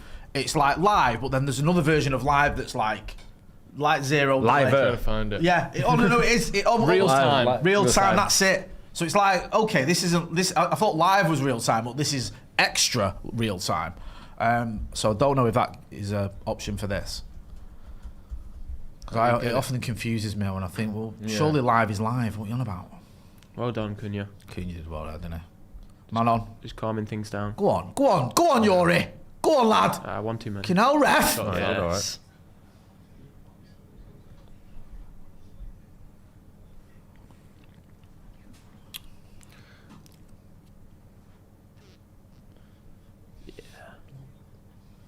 Do love Yuri Tillman, you know. He's just mint. Buzzing on that one. Yeah, I was really happy with the signing because he was so unexpected. Me and you used to as well. message each other when he'd had a good game and stuff like. You was like, yeah, Tillman's I've again. been a long time fan of him. Yeah, 100%. He's a good player. I feel like he's one of those players even United can't ruin. You know what I mean? That's how good he is. I feel like one of those. Yeah, that rarity. It's very much He's Santos United proof. dropping in deep. Sorry to change. No, sorry. Go on. Santos is dropping in deep and Tielemans is pushing further up. Santos there was in between Heaven and Maguire, picking up the ball there. He's firmly the number 6, isn't he, in this system as it is at the minute? That's the good thing as well, like getting belabouring. Yeah. Because I was saying the other day when we're doing our preview, I always feel like Santos has become the most important player in the team almost. Like, yeah, he's the only because he's a that different plays type. like Yeah. Whereas now you've got another option. I still think Belaber's one of them. I still don't see Belaber like an out and out 6. I think he's someone that can play there. He's better, I think, with Santos. Do you think? Behind someone, even if Mainu and Belaber were playing together, I would have Mainu deeper, at least in build up and stuff. I think Belaber's someone who you want defending in the same way that Casemiro did alongside Mainu. I think that worked so well because you've got someone like Belaber who does the energetic stuff across the pitch, and then someone who's maybe a little bit more screening the back four. Do you think Mainu and Tielemans works together? That was my worry. I think it depends on the game. In certain games, I think. Yeah, it's hard to tell. I think there will be games where I wouldn't hate seeing Belaber ball that Tielemans. That started with the pass. That started with the blind pass from Bruno. Who's that gone down? Maguire. I think he's alright. I think he's the other kid who's hurt himself. He's hand up to someone. I don't know if it's to the ref or to our. No, he's fine. Okay, he's fine. Just get up. I couldn't tell if he's putting his hand up. Yeah. Physio's because he was still on the ground. Wasn't if it wasn't physio, you got to get up. We got on the ball. Go on. Scuffed Jesus little Christ, man. What are you doing now, lad? Cunha. What happened there? Really unnecessary foul as well. Got him pinned in. You see that picture of Maguire? Steve, that's a poor pass by Bruno to start that. Do you know what I mean? It's like wrong side. It's not Tillman's as well. It's a bit of a stitch. Too much pain. Hey, have you seen that picture of Maguire for Hull? He's loud. No. When we played him. Yeah, that's mad.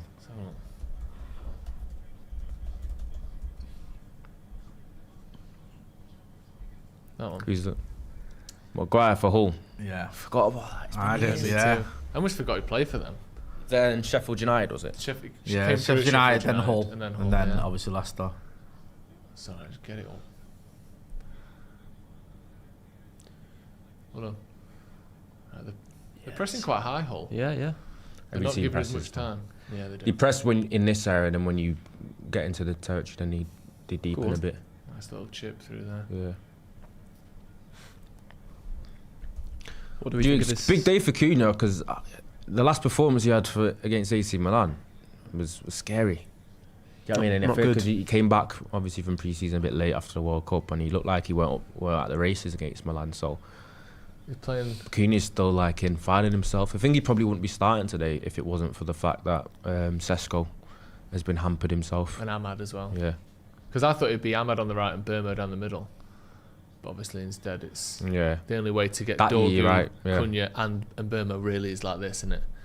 Because you're not going to play Cunha on the right, probably. It's like Lewis Cook. So, I think, didn't he play for Bournemouth? Coyle, okay. See, my EFL knowledge isn't there, man. Well, don't expect me to help you out. Jesus Christ.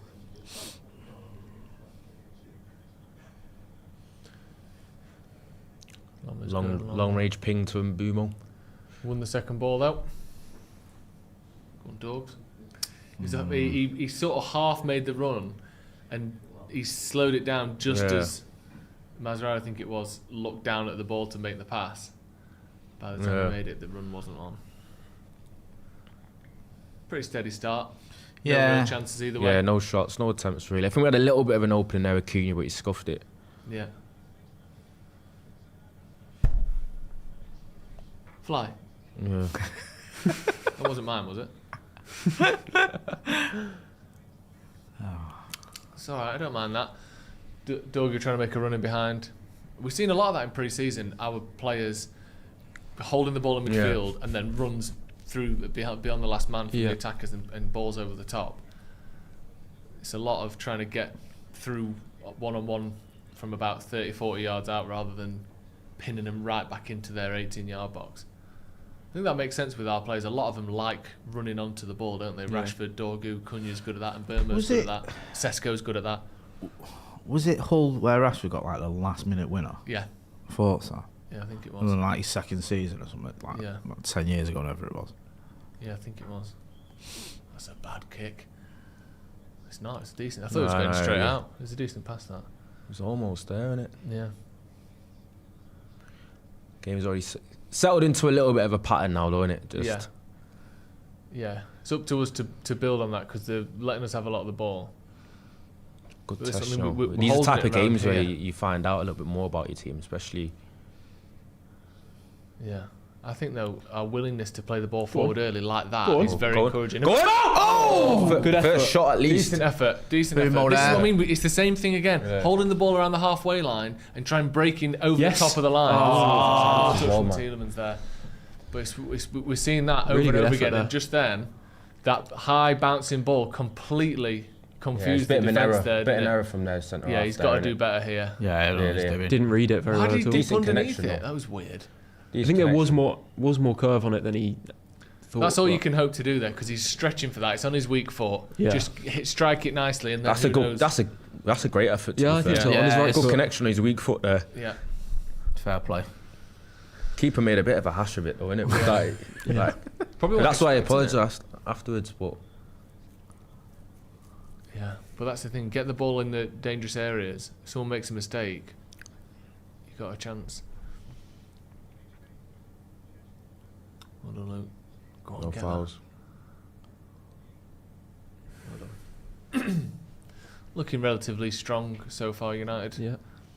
Nothing amazing, but Steady. I was worried that the first 15-20 minutes Hull would really hurt us, and we've had those Yeah. panicky kind of starts to games, haven't we? Come on. In the past, a lovely little spray that from. Little Was that Cunha or sidewinder. Bruno? Bruno. That post. Cunha. Couple Nice efforts. idea. He's getting a couple of efforts in now. Do you know what I mean? Yep. I don't mind early warning shots. Was he offside or? Had he No, come I think back it was on by the time it was the pass came in? perfect. What a touch. I think he had. I think he just come back on. Just on. Look at Yeah. that. Unlucky. Bit a couple of times where Hull's defensive line looks a little bit shoddy. Yeah. Oh, that's Good a good hold up. nod off though. It's That, good. bloody hell. It's a good set as Go on, well. Boomer. Yeah, This is right. I know Ryan Giles used to play for Wolves. He's a whipper. Good cross. That's Header. him. Great, That's him. great, Great header, save. good save. Yeah. This is what we. That's his USP. Ryan Giles. He's a good left foot crosser. There you go. Look, you got. Who the do you crowd play for, going sorry? mad. He's around my age for Wolves. Ah, right, okay. Yeah. McBurney Good with save, it. but you'd expect him to save that. Yeah. Decent header, but not really gonna ever go in. No, Was it? he's- More annoying because it'll give them a bit of a boost. That yeah. it's a lovely knockdown from. Was it McBurney who knocked it down in the first place? Yeah, it was good set. He set out wide and Yeah, he did well there. Corner. Oh no. well, Big throw. long throw. Throw. Here we go. His foot was over the line there. Cheating bastard. Up in the air, half cleared. Bruno scissors up in the air. Yeah, scissor kick clearance from Bruno. Which didn't actually go very far at all. Well, that's our ball, though. That's our ball. What's he doing? Hold on. He looks Shut like. up, you're on the back, you absolute He looks like Sander, isn't he? Looks like he works in a very exclusive library. Wear the gloves. Their manager. Interesting suit. I think it's just a blazer and a white tee, isn't it? But it had some weird texture on it. Yeah. How much do you reckon it cost though? £654. Yeah. Go on, dogs. We're lucky. We're lucky. Yeah, he's the one guy. He starts being a bit iffy on the ball. Yeah. Doggy. Yeah. We know that though, don't we? Really, Yeah. He's never going to be the silkiest, smoothest dribbler. But I think this is why maybe Hull away is the sort of limit of possession and expectation for him. He's great against the bigger teams where we have less of the ball and his running Who are is you passing to? emphasised. Oh, too slow! Wake up, lads. Oh, mate. Yeah. Almost Down. went in. Save from Fucking- Lommans. Half asleep. Yeah, that was And not Burma great there, for he United. just caught on his heels, wasn't he? Let's have a look. Is this? He checked his leg. He checked his left shoulder. He didn't check his right shoulder. He just went like that, and It's the a play was mishit going the cross, other way. that. Yeah, it is. Yeah, he's apologising. Yeah, That was going in, wasn't it? yeah, it was. Decent save, Lommans. See, they've just got a bit of Fucking hell. momentum now, Hull, that we didn't want. Bit of stupidity there. It's going in. Oh my god. Goal. Oh Goal. my god. Goal. Scored. Oh my They've god. scored. Fucking hell. Fucking hell, mate. It's a great What? save. 16 minutes. It's lasted.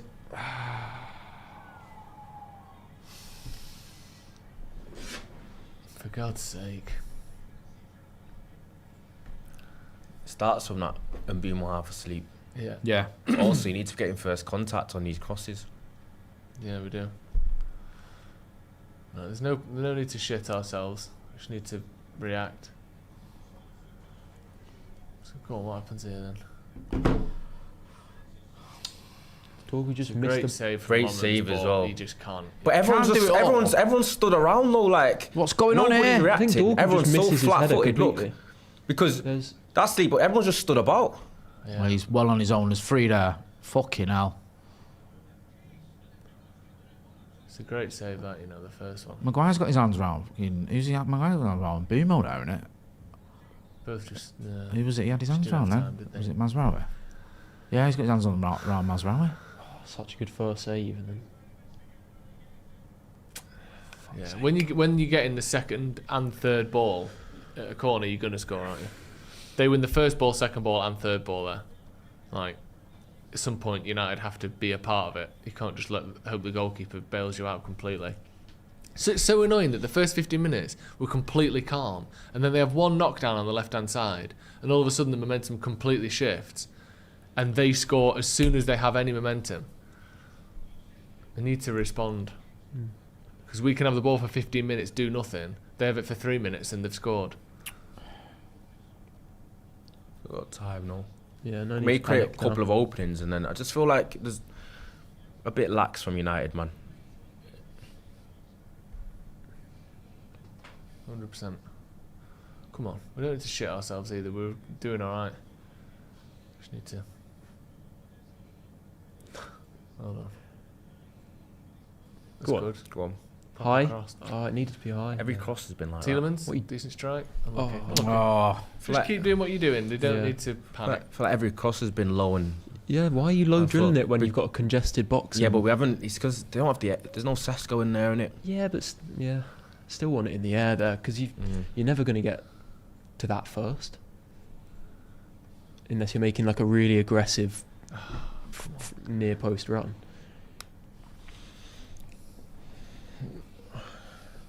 That won't be the end of the goals. I had a feeling we'd concede today, but I still think we have enough to win.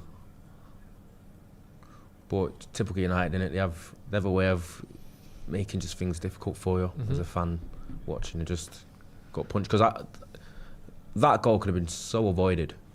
Yeah. Starts off with Mbumo being half asleep, flat-footed. United not getting first contact on crosses. and then everyone just basically stood like a statue whilst the whole players are actually reacting. I know, it's bad. Do you know what I mean? It is. And now you're fucking panicking now. Yeah. With stuff like this, it's like, Jesus Christ. Yeah, because if they get another one, then then it's a right fucking hell, nightmare, mate. innit? And they've got a chance here. Get closer. Thank God he's done that.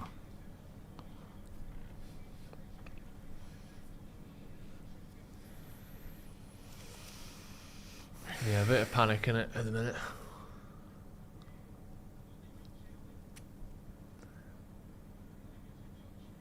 Skies it there, doesn't he? Oh. That was Curtis Jones for a I know second. people don't like it because he scored 3 goals in 3 games at left wing, but I just can't really get behind Arch and Boomer. the left wing Dorgo experiment. He offers output at times, but I just don't think he's a starting caliber left winger for Manchester United. I think he's just set games against bigger teams where you need him out there as a bit of an outlet. Games like this, I just don't feel like it works out. He doesn't really. People talk about at left back how he's a little bit of a black hole in terms of build up. I think he hurts us a bit in these games as a build up as a left winger as well. He's not really someone that has the personality to come and collect the ball.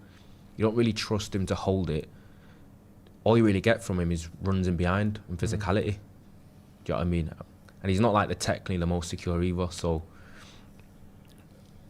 I think if he's not going to be a left back, he's not a mainstay starting week in, week out left winger for United. And I think maybe when everyone becomes a little bit more fit and up to speed, we'll actually see that materialise. Yeah, I think him being a bit of a specialist in certain games always That felt fucking, like he'd blown that. You know he'd blown. Yeah, that's a booking that. It is. It's just not. They're the little ones that you're not going to give because they're winning. They're Yeah, a new team. But he you blew the fucking whistle. knew you blew the knew whistle, and he fucking booed it anyway. Yeah. Yes, it should have been bought there. That's a Good pass. ball. Did that pass need to be aerial? No, but Bruno fixed it. Go on. Dorgu. Lucky. Where's that? Lucky. That's Mbumo's specialty. That was his Yeah. Brentford specialty. Yeah, that it little was. area there, whip crosses in. Yeah. Doing stuff like this, I think, why is that a foul? They're both just going for it. Yeah. I guess the keeper gets there first. It's a foul, maybe it's a that's why. foul, Joe. But I just think, like, what's he meant to do? Not jump? It's a Oh, he foul, does Joe. catch I don't he think it catches is. an elbow to the head there. I don't think it is a foul. I think if you're a keeper, you're both jumping through the air, you've got the advantage of being able to use your hands already. I don't think you should get the extra advantage of no one's allowed to go near you. Dorgu's just not allowed to challenge for it.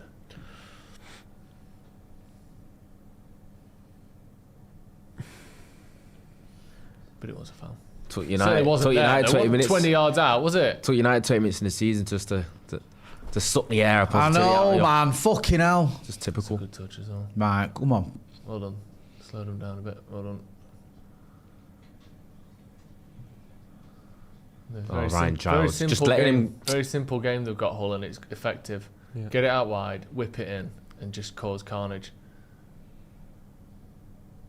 Gonna do the same on this side now if they Also, can. another Tails thing, are up as well now. Another thing to watch today is Hull obviously played three at the back. Apparently, under Carrick, all our performances have been terrible against this system. Three at the back. Yeah. Best system you can have. Yeah. Tried to tell Don't you. know why we've never tried it. To be honest, I don't think we've played badly so No. far. It's annoying that they've had one sort of cluster of playing well and they scored in it. I don't think we've been awful. There's been a couple of lapses in concentration, but it's a shame that Manon.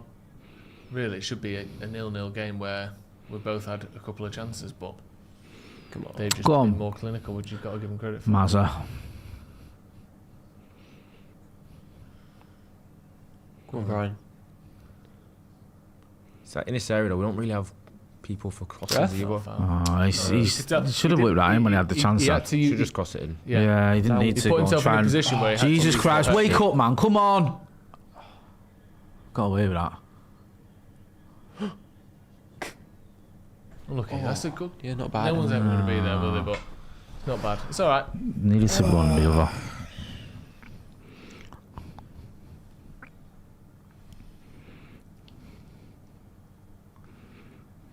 It's it's hard to get anything out of the position he found himself in there. He's done all right.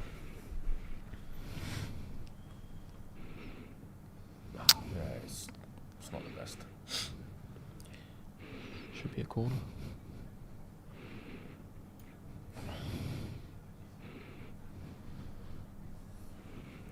Come on, let's get one back and we can chill out again. Well done.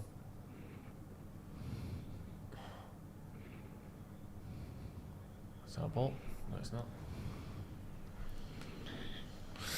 Sahaj Shetty says, I saw this in pre-season and it's been repeated here as well. Shaw tucks inside with the centre-back allowing opponents the entire right wing to exploit. I don't know if... Is that because Dorgu's expected to drop back or... I don't know. A lot of teams keep 3 at the back, don't they, when they're attacking? Like a 3-2-5 sort of thing. Duncan says, still can't create open play chances without hoofing. I don't know. I think we've made 2 or 3 chances in this game that aren't just hoofing it. Yeah, it's only early doors, isn't it? Yeah. It's just frustrating, that sloppiness for that goal, like leading up to it, and obviously bad marking in the box. Should have been able to clear that, really. It is, and now they've like given the fans something to believe in, something to rally around, give that a little bit of belief. I just don't think that they historically weren't in the Championship, and I haven't really seen much to believe the same today. I don't think Hull are really that great defensively. Don't look that solid. No. Even though they've sat deep at times like this, there still seems like there's openings. It just needs a bit of quality from United. It's not going to get there for that. Don't foul him. Don't foul. All right, that's yours. Well done. That's it. Because they're not that good, are they? They want to build up and get fouls and then build up and get fouls. But if you don't give it to them, actually make them break us down, they're gonna struggle to do that. Yeah. Like they've got a goal from a set piece. Let's just chill out a bit.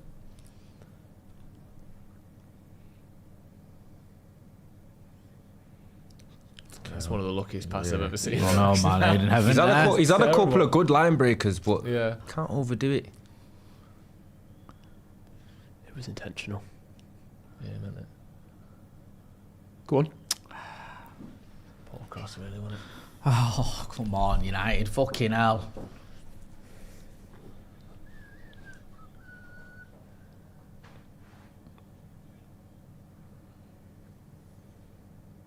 Bastards.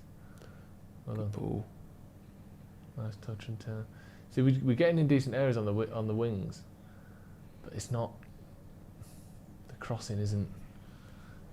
Well, the crosses haven't been great quality, but also you cross into a few players who aren't really first-time finishers. Certainly aerially. Ball in. Go on. Yes. Cross. That's a good great cross. Oh, I thought that might be in. God. Who was that there? Dorgu. Mate, Dorgu. Jesus, that's a brilliant cross from Harry Maguire, by the way. Great whippers. It's a Let's have a look fantastic at this. cross. What happens here? Did you just miss it? It's hard to read it, and it's coming through a load of players. Yeah, I think he just didn't expect it to come.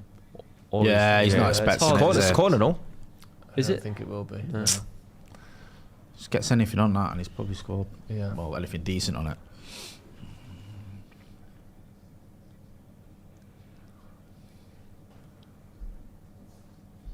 Ref. Oh, yeah. There's no attempt to get the fucking ball there. Just fucking went through the back of him. Definitely just need to get one before half time. Yeah. Kill the crowd. Like, get everyone buzzing back. All United tails up. Fucking get them deflated. Yeah, keep possession. Keep making chances. Don't shit ourselves and stick to the plan. I think we'll be all right. It's not been like a disastrous start for United. We've had almost all the ball. We are making chances. Like, I think if you forget the scoreline, or the players just forget the scoreline, they just need to keep doing what they're doing. Yeah. I don't think it's been a terrible start. Although it could be in a sec if... Hold on. I'll put it this side on. Hey!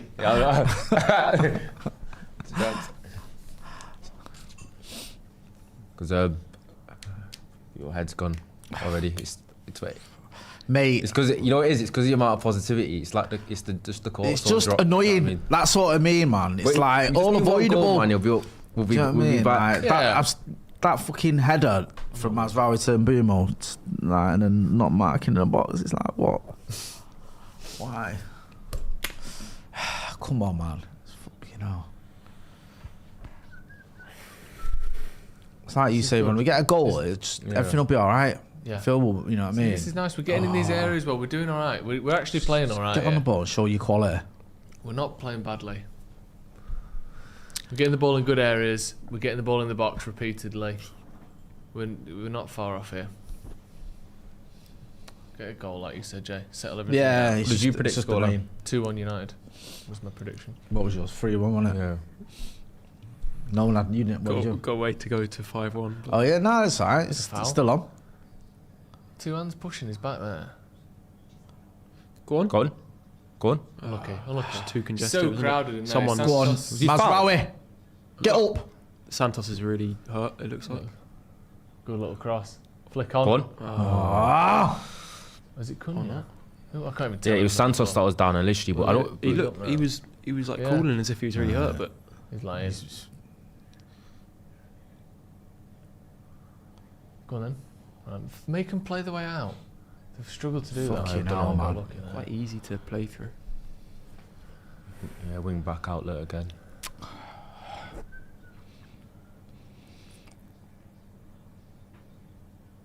Do you think it's because we defend so compact in the middle that we struggle against back threes? Because they can just do so much out wide. Potentially.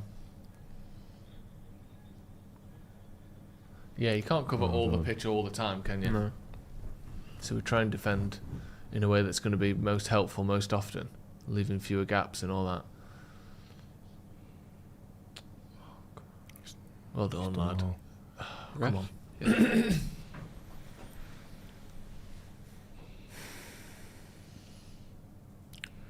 Do you think it's been our most likely though? I think most of our plays come down the right, innit?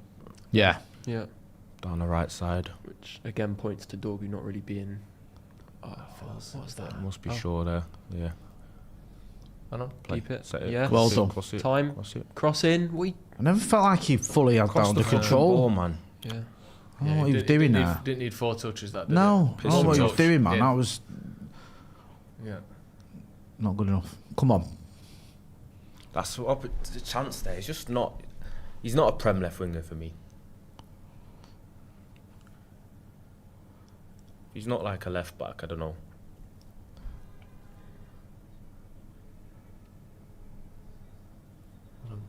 And again. Nice. Forward. Nice. So we've got in these areas where we've Yeah. just got to get it in the box. We don't have any 1v1 threat as well because obviously Ahmad does that. Mm-hmm. Stand on to it too long. That's Hey, fucking who's soft. What's going on there? Player has fouled anyone there. His Dorgu's heavy touch. Let's have a look here. Heavy touch. Foul. Yeah. Okay, yeah. Fucking stamps on him. Yeah. Bollocks. And he's got a yellow card for his trouble. Dorgu's had a really poor. Yeah, he's had opening a half an hour, struggle. hasn't he? I'm someone who loves Ballon Doggy, but he's had a struggler this first half hour. Fucking hell.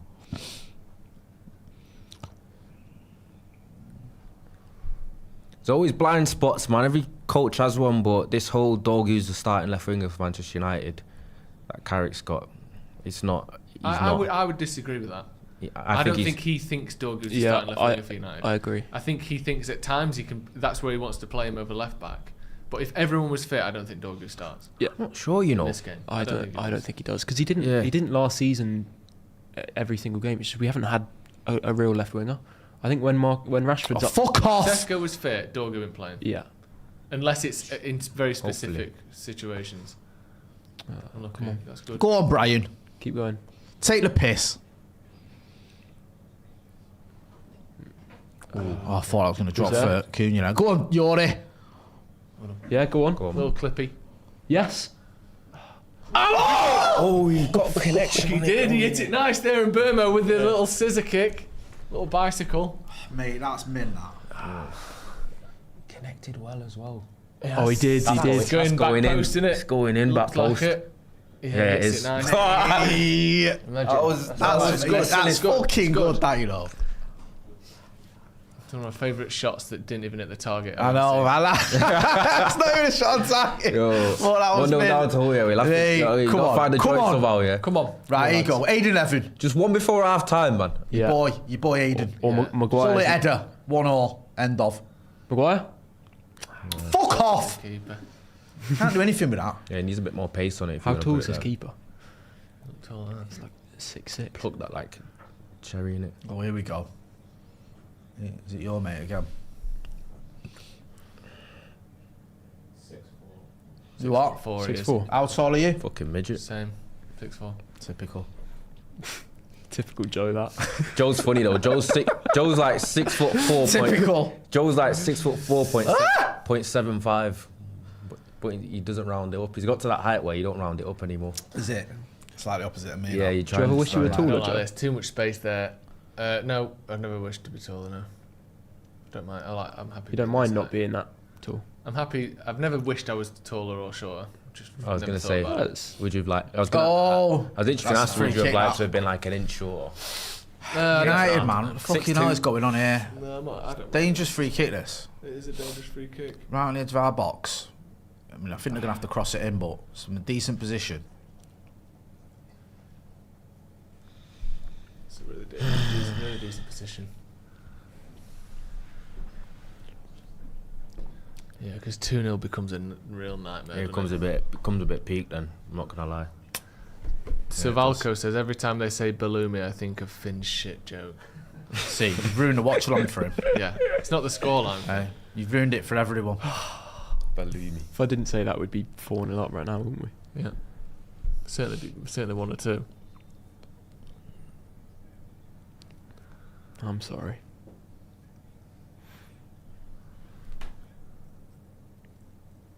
Decent. Fuck, It's in. goal. Yep. Fucking hell. Yeah. It was coming. Jesus Christ. Oh, my days. I did say 3-2. Fucking hell. Why are we so shit at the start of every season? Why do we do this every year? Every fucking year. We just find a way to fuck it up immediately. It's just immediate, isn't it? Every year. Or every other year. What are they all moaning for? They're all moaning, but I didn't even see anyone on the floor, so I don't know what they're moaning for. Three of them ran over to the ref saying push, but I didn't see anything. So Oh, he's pushed fucking Tielemans it's over 'cause- in the middle of the pitch. Yeah, because it's nowhere near the. Yeah, it doesn't the matter. It's goal. still a foul. It doesn't matter where. It doesn't matter if it's near the ball. It's a foul. Just Have a defend. look. How about just defend it? No, but Tielemans wasn't even in a position to defend it. He's No, out but of I it. mean, how about United just defend yeah, across? separately. That's fine. Oh, he didn't even push it. Yeah, that's fucking. That's I need to see it nothing, again. man. he's trying to buy that Tielemans. I need to see it again.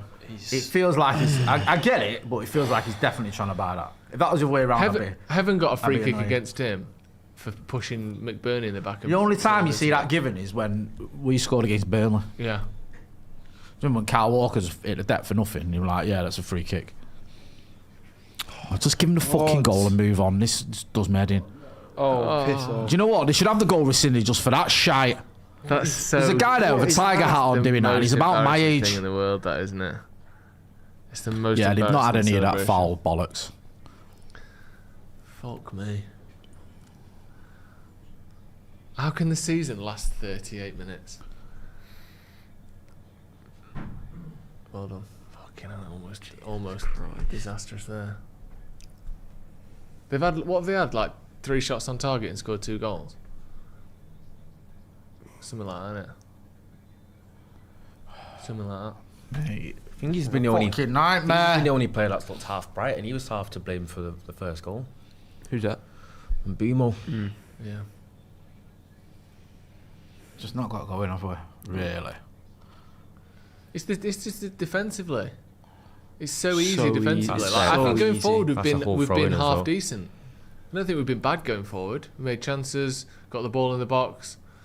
But the fact that they've had to do nothing to score 2 goals, that's the issue. I don't think we've been like... Do you remember against Leeds when they just played us off the park and we were shit? It's not been like that. We've been the better team across the full 39 minutes, but they have 2 spells where they have any of the ball and they score. It's absolutely ridiculous. Just weak, man. It's How a little weak they've pass, had to do man. to score 2 goals. Fucking hell, we're up against it now. Bruno's been non-existent. Let's get one back. It's just... 2-0, man. You're gonna give him an extra little bit, extra oomph. This in is their it. step, do you know what I mean? When they're defending as well. Yeah. This Mate, could be a fucking move. Nightmare to win this now. Yes. Oh, mate, Doggy's having one. I love Doggy, but he's having one. Stink today, but Yeah, I'm not going to defend that. Come on, man. Been poor. He just looks lost. Yeah. He looked lost then. I just knew that wasn't going to end well. No. if he comes out after half time, I wouldn't be surprised if he did, to be honest with you. Who we got on the bench? Rashford, Sesko. Yeah, get Rashford on. I know it's a different type of player, but No, I want to see Either Rashford. get Sesko on if he's fit, or get Rashford on. I want to see Rashford on. this is the Rashford redemption arc. Starts here at Hull. Let's get one back now. The Rashford second half hat trick. As everyone loving First him ever again. Premier League hat trick. Hat trick, yeah. Yeah. And that's it. I would- Yeah, why not? Come on. Even one back before half time makes this so doable. Yeah.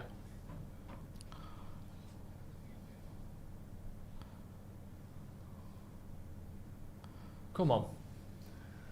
Stay switched on. Movement off the ball. Do the things that have been working to an extent. And just cut the shit when they're attacking. Well done, Brian. Go on. Well Yes. done, Brian. Unlucky. Unlucky. At least he looks like he's going for it. Like you said, Ronnie wasn't great for that first goal, but he's looked the most dangerous. Looks like the only attacker half fit. What's just happened there? Who got booked then? Don't know. One of them. Whole player, surely. I don't know. Yeah, I what presume for. so. I don't know. I was fucking about. Nothing even seemed to happen though, did it? Did he kick the ball away? It's gonna be like 7K. It's gonna be like 3,000 rival fans watching this now. Yeah, it'd be good, isn't it? I'd rather have the win and not have the views. Hands up for the Panther. This 100 times live that chat one, is yeah. a joke. The amount of meltdowns and trolls you said yourself, Joe, full of people who constantly need joy every 3 days. Don't remember saying that, but I'm sure I did. I'm not. Hey, I didn't say it today. Don't know when I You said it yourself, Joe. when did he say that? Joe, you've just said that, mate. Nah, he says it later on. Wait, so he thinks he's trying to like gaslight fans into not being upset, being 2-0 down. Like, look, you can No, but be you don't know annoyed what at you- being no, but 2-0 you don't know down what against the people are newly saying, promoted though, side. Like, I get that. I don't think that's. cannot- you I mean, cannot It depends on be the trying level. to I've not got the yeah, chart. you If cannot- people are saying sack carry, then that's OTT. But cannot if be- you're angry at this, then I think that's justifiable. You cannot be trying to be all sanctimonious towards fans being upset, being 2-0 down when you're away at home. That's nonsense. My That. boy dog used to do something this half. Yeah. Man. Pull it back a bit. What's going on with him? Come on, lads.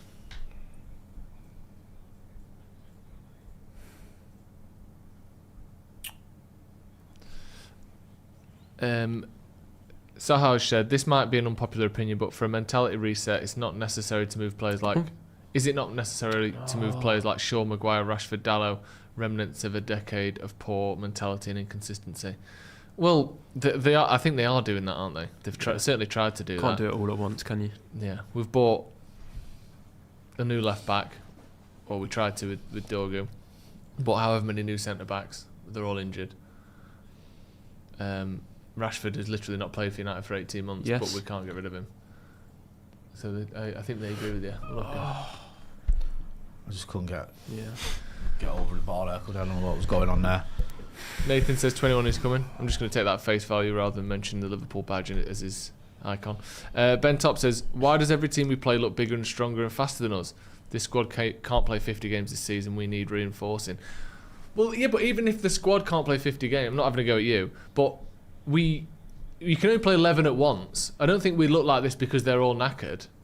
Like, the squad is only the players on the pitch at any given moment, isn't it? And I think this isn't far off being our first choice, so I think the squad depth hasn't played any role in what we're seeing here.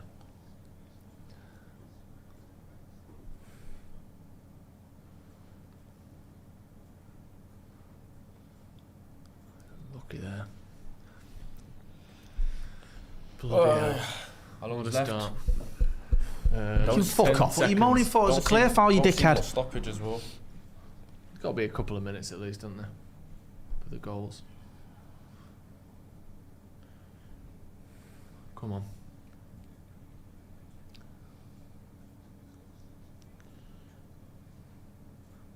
Hold on. Go on. Again, a low cross. We're playing Just everything. a low cross towards feet first, man. That's better. Bad cross though. I'm so annoyed Sesko's not fit, man. Yeah. Would be so good in games like this, a bit of aerial box threat and that. Yeah, you could see that, couldn't you?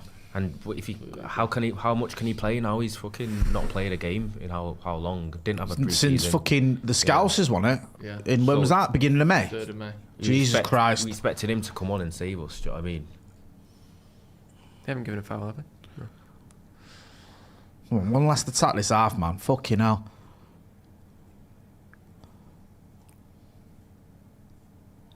Who's off? That was so underhit. It's always better to overhit than underhit like that.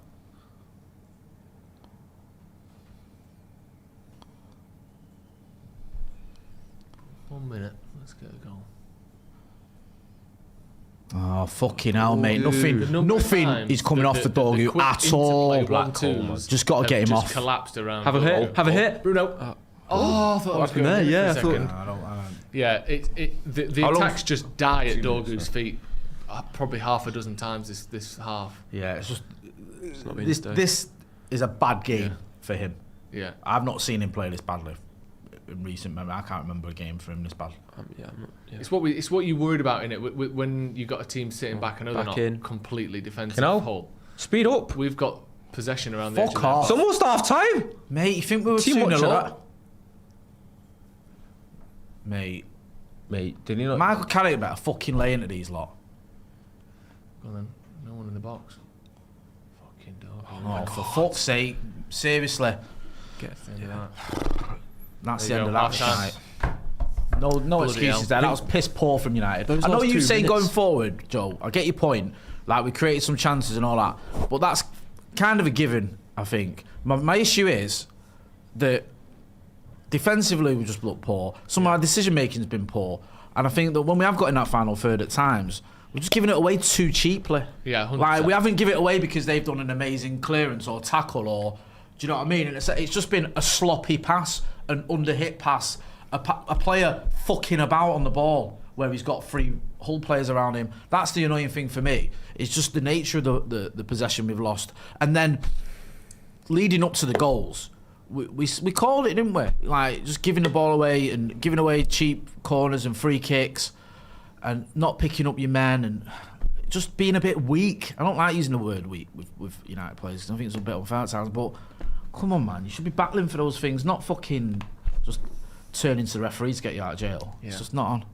Yeah, I mean, it's been shocking, really, hasn't it? I think they've had 8 shots to... We've had 8 shots, sorry, to their 5. 2 on target, only, though, to their 4. Double the touches in their box, but they've made 3 big chances, and that's obviously what's killed us, isn't it, Ronnie? They've been much more efficient, actually, when they've gone forward. But just not the races. Too many players don't look fit, not playing with any intensity at all. Just so lethargic going forward and defensively, and we're getting caught out. And I feel like that's inexcusable. Like, you cannot turn up away from home first game of the season. It's a newly promoted side that you know have the crowd behind them, that you know are going to be at the races, that know are going to be into you, looking for a big scalp when you're Manchester United, and turn up and be so kind of like slow and casual, almost like you've turned up expecting just Hull to roll over and to win. And I think Dorgu's been like a massive problem in that half, because I feel like games like this can never be a starting calibre left winger for Manchester United on the left in this type of games. You can only play in Anfield, Emirates, those games where you might need him a bit defensively and to run him behind. But outside of that, he's just been an absolute black hole down that side. And we've all our threat that has actually materialised has come down the right as well. And I think for our attackers, outside of Mbumo, who was probably at fault for being caught on his heels before he scored the first set piece, he looks like the only one that's really offered any sort of real threat. And I don't think Hull looked that good and that solid defensively as well. I think if United have picked up the tempo a little bit and were a bit better and had a bit more, couple of better players on the pitch, I think United could easily spin this game around. But at the moment, it's looking scary. Yeah, I mean, just some of the numbers. So in terms of expected goals and chance creation, United have made 0.71, they've made 1.16 for their 2 goals. But I think the crucial part of that is, from open play, Hull have made almost no chances. All of their XG came from set pieces, which is clearly something United have struggled to defend against massively. You said it before the game about you worried about our defence, and I said to you, if we're going to finish at the top end of the table, does that worry you? Because you need to be able to keep clean sheets, you need to be able to have a solid defence that you can rely on. Especially in games like this, you win titles and win trophies by grinding out results at times, not just steamrolling teams. And it's obviously an issue. We're missing key players. You could argue our first choice centre-back pairing isn't available. Argue our starting right-back isn't fit for whatever reason or isn't ready to start. So there's a chance that if everyone was fit and match fit, 3 of the back 4 would be different players. But it's still no excuse. Like the goals we conceded are preventable. Yeah. I think the what led up to the goals was avoidable, and the actual crosses themselves were easy enough to deal with, and we made a bit of a hash of it. There was one where I think the first one, Maguire seems to be marking Mazraoui. I don't know what's going on there. And then the second one where I think they're moaning for a foul on Tielemans, but you point out that it was almost irrelevant, and even so it wasn't a foul anyway. Do you know what I mean? That's neither near nor there. It's just not good enough defensively. You should be winning those balls. So it is annoying, it's frustrating, and now you're almost in the stage where it's like a draw would be a good result, where before the kick-off a draw would have been a bad result. Yeah. And on the objectively it is a bad result. To open the season with a draw at Hull isn't good. Let's not kid ourselves. No. Obviously there's context to it now, but now it seems like the sort of the mood and the narrative has shifted, that you're looking at going, look, if we can get a point out of this, it'll be a result, and that's not good enough really. No. Fair. Yeah. No, it's not been good enough at all, and I think even in attacking areas, we're making decisions that just don't really make much sense. Things aren't coming off.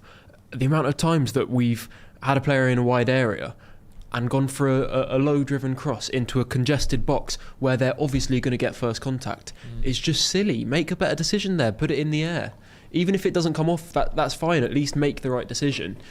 Because we're attempting things where, unless you've got a really aggressive front post run, which we don't because the front line hasn't been dynamic enough, you're never going to get to the ball first. So you're just throwing away possession. You're throwing away chances for no reason, and it's naive. So I think we need to just really sharpen up in the attack. At points, I've been really happy with Tielemans and Santos on the ball. I think you can see their ability to break lines with forward passes is fantastic. Both of them are very good at it. Sometimes I'd like to see a little bit more urgency. I think especially in stoppage time there, we had 2 minutes, could have done something with it, and we're just kind of passing it back and forth on the halfway line. I want to see a bit more urgency. Yeah. But yeah, the defence is the main thing. It's been far too easy. Set pieces, we look completely vulnerable. No one's taking accountability for the balls coming in.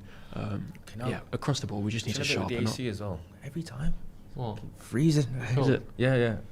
We need to warm up a little bit. I think, United. Yeah, this is cold. Fucking joke.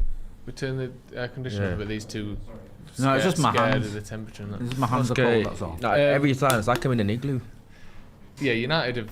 I think it's hard, isn't it? Because when you're looking at the numbers and when you're watching the game, United have got all the ball. We're the ones on the ball all the time. And I've always said you don't get credit for just keeping possession because it's what you do with it that matters. But I think we have done stuff with it. We've got the ball in the box. Admittedly, like I said, like you said, Finn, at times we're putting it in low when it should be going in high. Some of Dorgu's touches generally, and the amount of times we've got the ball up to the edge of box and it's ping pong ping, and then it's bouncing out the wrong way because Dorgu's made a bad touch or whatever. I think he's really stood out as slowing down the attack. But I do think there have been some positive signs. If you separate us attacking with Hull attacking, I think we've looked all right going forward, and maybe we could have scored. But I think realistically, this should be a 0-0 game. But apart from the fact that we can't defend the set pieces so far, it's been terrible. Like 3 contacts in the box. Yeah, exactly. They get the first touch at the near post, they get the glance, and then look, they get Maguire's on fucking Mazraoui. It's a joke. The United's defender at the set piece has been completely shambolic, which is a shame because I think like I said, on the ball we have done some good things, but first of all, we need to convert that into goals. And we can't have a situation where every time a team has a cross or a corner or set piece against us, we just concede, because you'll get relegated, let alone trying to be top four or anything else. Like, there's a long time to go. The possession that we've had, the chances that we've made, if you can keep pushing that, hopefully we'll have a bit more fitness. Rashford's warming up, by the way. Coming on, by the way. I presume that's for Dorgu. He's having. It can't be anyone else. I'm excited. I think he's going to score. Just quickly though. Keep that going though. Just to finish it. Go on. I think if we keep that going, there's still a very good chance United can at least get 1 point and probably 3. But it's got to, shut the back up, because if we can score 3, if we concede 2 more, we've lost anyway. Yeah. Sorry, Jay. No, I was just going to say, it's on Dorgu. It was a bad game for him. It was. But that's not what we usually see from Patrick Dorgu. Let's be real. No. You know what I mean? He had, by his standards, a bad game. I think it's... Do you know what I mean? Because he'll be getting pelters and everyone laying to him and like, oh, he's shit. He's not. Do you know what I mean? I think it's good evidence that, one, it's a very bad day for him, obviously. I think he's just not at the races. But I think it is evidence that this probably isn't the type of game that he should be played on the left in. I think when you're going to play with most of the ball and you're going to play high in the opposition's half, you don't want to play him there. I think he thrives in slightly chaotic games against better teams where maybe we don't have so much of the ball and we want to do more in behind, where he can run into space and just be a bit of a nuisance. I think this should hopefully show Michael Carrick that. And again, I think we said earlier that I don't think Carrick sees him as the starting left winger anyway, but especially in games like this, I think if you can play a different, more suited left winger there, then you probably should. If we win this game, that first half might end up being worth it for the long run, because I was starting to be concerned about this whole kind of the club trying to pigeonhole Dorgu as this left wing. I didn't really ever see it. I was getting criticism because he'd get the odd goal or whatever the output down there, but just watching him generally since he's arrived, I could never properly look at him and think this is a starting calibre left winger from Manchester United Football Club. It's just an occasional thing for certain games where you need an outlet or some extra defensive solidity down that side against big teams where you're playing on the counter. Outside of that, there should be no situation where Dorgu's starting left wing. And I think this is really who he's been, even when he's played there. Sometimes he gets the output. I think that's harsh. The goal. He was mint against City. I'm sorry. Yeah, but in the games I'm talking about, he scored and he was mint even without the goal.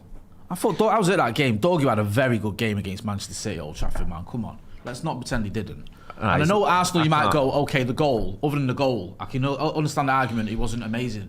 But that game against City, I thought Dorgu was fucking very good. You know what, but we know what's telling about him, though. It's the fact that, obviously, we've seen him play left wing back, where we've seen a lot of him in the final third getting the ball down the left, and he did look like he isn't the most natural to him. Outside of being an outlet and being able to run behind and being willing, he's an honest character, whatever. Just in terms of ability, in terms of performances with Newcastle and City, I thought he had good games. Arsenal, you could argue, and Brighton, he got a goal. It wasn't an amazing game for him, but I remember watching him against City and Newcastle in particular and thinking those were good performances. We've seen the general discourse has been in games where there's less space, it's tighter. You're playing against teams defended on their own box. He doesn't stand out because his touch and his details aren't as good as a Cunha or a Rashford or whatever.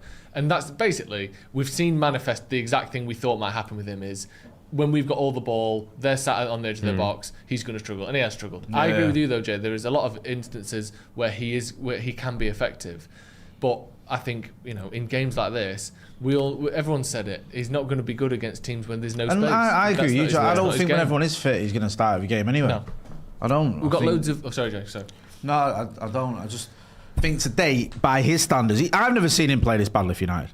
Yeah, I haven't. Particularly. But let's be honest. Like, you might have had games where he hasn't been great, but that today was almost as bad as it could have gone for him. Yeah. Like, I don't know the stats, but he gave the ball away for me pretty much constantly. Yeah. Sorry, go on. Loads of super chats. Put your grandma's jewellery on us winning this second half. We've got this, lad, says Nish. That'd be great. Guts Doyle says Rashford, Sesko or Josh for Dorgu having a mare. I think Rashford seems to be coming on for him. I'm bring on Xerxes, so that's me personally. Joe says, I've always chuckled at the it's only pre-season copium. He's always chuckled at that ever since he was a young lad.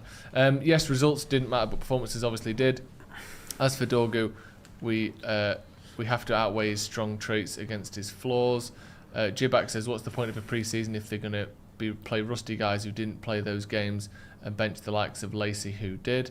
I mean, Dorgun and Burma have been available all pre-season, and I think Cunha, what's he played? 3 games? I don't think. Nah, I think they have played. Some people, there were some people that did mention that when he was thinking about the starting lineup that should start against Hull, especially after Milan, where some people alluded to the fact that a couple of favourites or usual starters might have to not start this game because they might not be up at the races in a tempo to start the Premier League game compared to the people that have been there a little bit longer. I think he's done that with Mainu, though, I think seeing it the first half, that's probably true. I disagree with that. I don't think. I think if you'd have played Lacey, you'd only would have wanted him instead of Dorgu, and Dorgu's been at he's played every single pre-season game. So I think the idea that we should have known that who's on the pitch that's not played much pre-season minutes that should have been replaced with someone that has, like, because it's Cunha you're taking off. It's not Dorgu. So would you rather have Lacey than Cunha? I don't. For me, that doesn't change too much in this half. I think it's harsh to say we know that that's been proven correct because we're losing. The sad thing is, I disagree with that. It was sort of the worst fears after the Milan game are coming true, aren't they? That's true. You looked at the Milan game, we were talking about how difficult it is, and I said it myself before the game, it's so difficult to know from a pre-season game whether that's a true indication of where you're at, whether players are just not, taking it a bit easier than they should, whether players are going to have that extra spring in the step once the season starts, or whether they aren't ready. And we've seen from this, we've just not quite been at the races, and that follows on from the Leeds game, as Ronnie was saying, and also the Milan game. I know we won the Leeds game, but it was on fucking penalties, let's not be honest about it. And the Milan game was poor.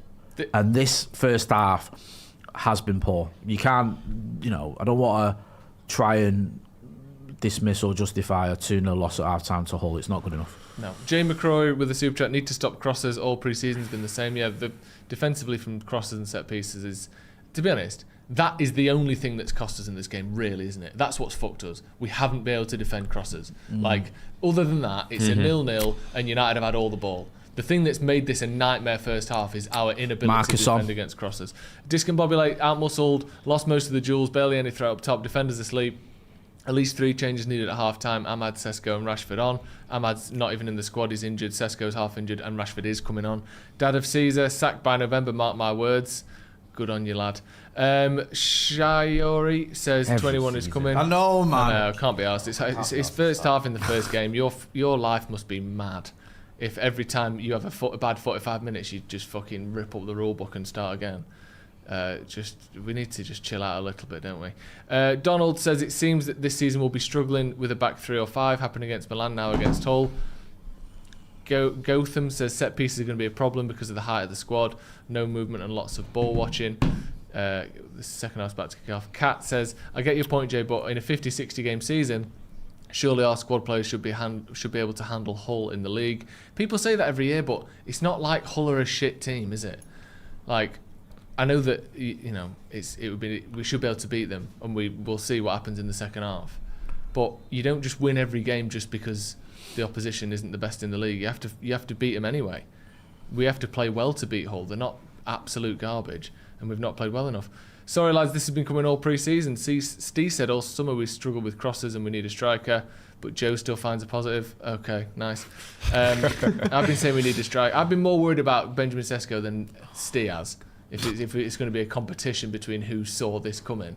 And also, I think that we'll see what happens second half, won't we? Showski says, worst start I've seen on my 34 years on earth. What's going on with this team? Worse than Brentford. That's all. Oh, yeah. I imagine that was the second game, wasn't it? Brighton wasn't much better. Nah, do you know what? Let's all have a minute. Yeah. Let's have a cup of tea. Let's see what happens in the second half. And then we can someone said it earlier, so many seasons United start badly, man. Even when we last won the league, I think we started badly. When was when we last won the was it under Mourinho that we last won like the first 3 games? Fucking hell. Was that 4-0 FC? Keep it. I can't remember. Was that 2017, 18? I was only about 2 years old at that point. Well, you should know anyway, you YouTubers. It was only 2, I didn't go. Fuck off.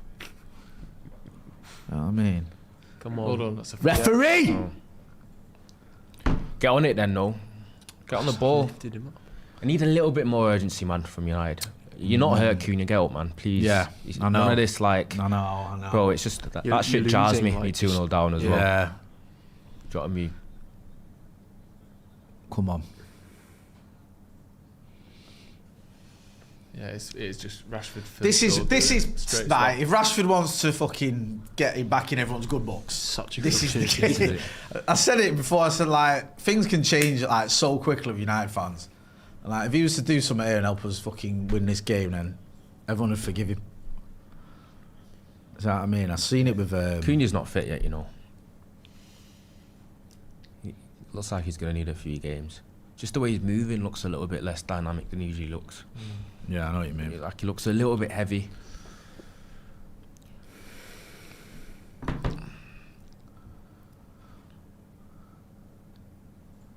Come on. Yes. Good. And Burmo. Oh. Was he onside there? Yeah. Yeah, I thought he was. Fuck off. Oh, I thought, yeah. And Burmo was he off? I don't know.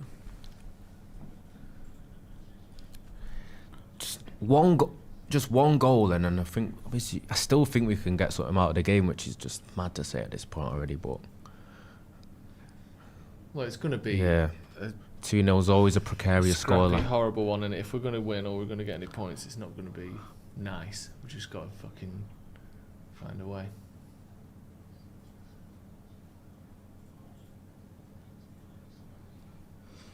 There they are, fucking frauds. Right. Nice. Fucking blue twats. How's that glitching up? Get rid of him. Sack them both immediately. Never rated him. Well done. Yes. Go. Go Yes. on. Too early. No, what's Early. Fucking hell, come on, son. Give him a chance. Down the line, down the line. Lucky. Yes. Nicely done, lad. Go on, Marcus. Go on, Marcus. Here we go. Here we go. Go on, skin him. All the way. Foul. It's a fucking foul, referee. You know. Yeah. Right. Have a dig, Marcus. Go on. Go on, lad. Yo, Rashford's second half hat trick, you know. Yes, Ronnie's called it. You've done more than Dojo Hey. already there. Go haven't on, there you go. He's already performed better. Hey. The ball forward 15 yards and won a free kick. There you go. Got to give him some. Give him a bit of credit for that. I'm nervous. I hate this. Right, is he crossing this in? Go on, Luke. Bro, it's No one even it's near that 1v6 in there. I know, what's going on there? Well done, Yuri. You're amazing. Nice. Nah. You're not having that? Nah. Not at this moment. Not at this. Not 2-0 down. Was he up? Go on. Oh, lucky Harry. Is Is he onside? I think so. He's usually good at timing his runs there. Yeah. Let's have a look here. Okay, now. He's a decent attacker. Maguire. Little run there. Look. Oh, yeah, shit. wait, second that. Because of that. Oh, fucking hell. Fucking at me. Drop the shoulder and go Hey. again. Fucking Rooney-esque. Right, corner. Come on. Straight away. Let's get him. Let's get into these. Unfortunately, he'll just look like a lot bigger of a team. Mate, there's no one even Yeah. remotely No near attack that. that. Do you know what I mean? Fucking hell, you think we were winning? Scoopy. Go on, Yuri. Come on. Maguire. Yes. Across. Yes. Unlucky. There's always someone there, isn't there? I know. Don't foul him. Go on, Mateus. Well done. Brilliant. Yeah, It's they're fucking just already, kicking man. the box out. Backs to the wall already, these lot. They're loving it. I mean, we've had 71% possession. Yeah. As you can see there. It's been a lot of that Oh. already. That's It's kind not of Aiden Evan. there. No, it's Not the best cross. Do you know what I mean? Yeah. Difficult with the angle that it was coming in at. Just keep this going now. Don't let up. Yeah. Because I feel like if we get a goal, they'll fucking fall apart. Yeah. Okay, that watch is a rackers as well. Is it? Yeah. Told you. Yeah. Hundreds of thousands, that. Yeah. Is it? I think so, yeah. And not the same much as you? Yeah. 100 quid. Is that in yen? Hey. Yeah. Yeah. Hundreds of thousands of pence. Zimbabwean dollars. Yeah. Anywhere that's undergone Referee, an absolute come on. Venezuelan. super inflation. Mate, I'm period. sick of him moaning at everything. Yeah, he's got a face. doing you my wouldn't get fucking head in tired of already. stamping on, would you? It's going to be those Good carrots. ball. Here we go. season. Oh. Go on. That's good keeping. Good keeping. He's onto that. He is, isn't he? Okay, well. I am just happy to see Marcus back in a United shirt. I'll be happy if he scores his hat trick. Yeah. Yeah. Ronnie's promised us. This hat trick that he's got to score Ronnie now. said he's going to. I trust Oh, Ronnie, sorry. man. He knows. He knows the script. Yeah, I trust Ronnie as well. Go on.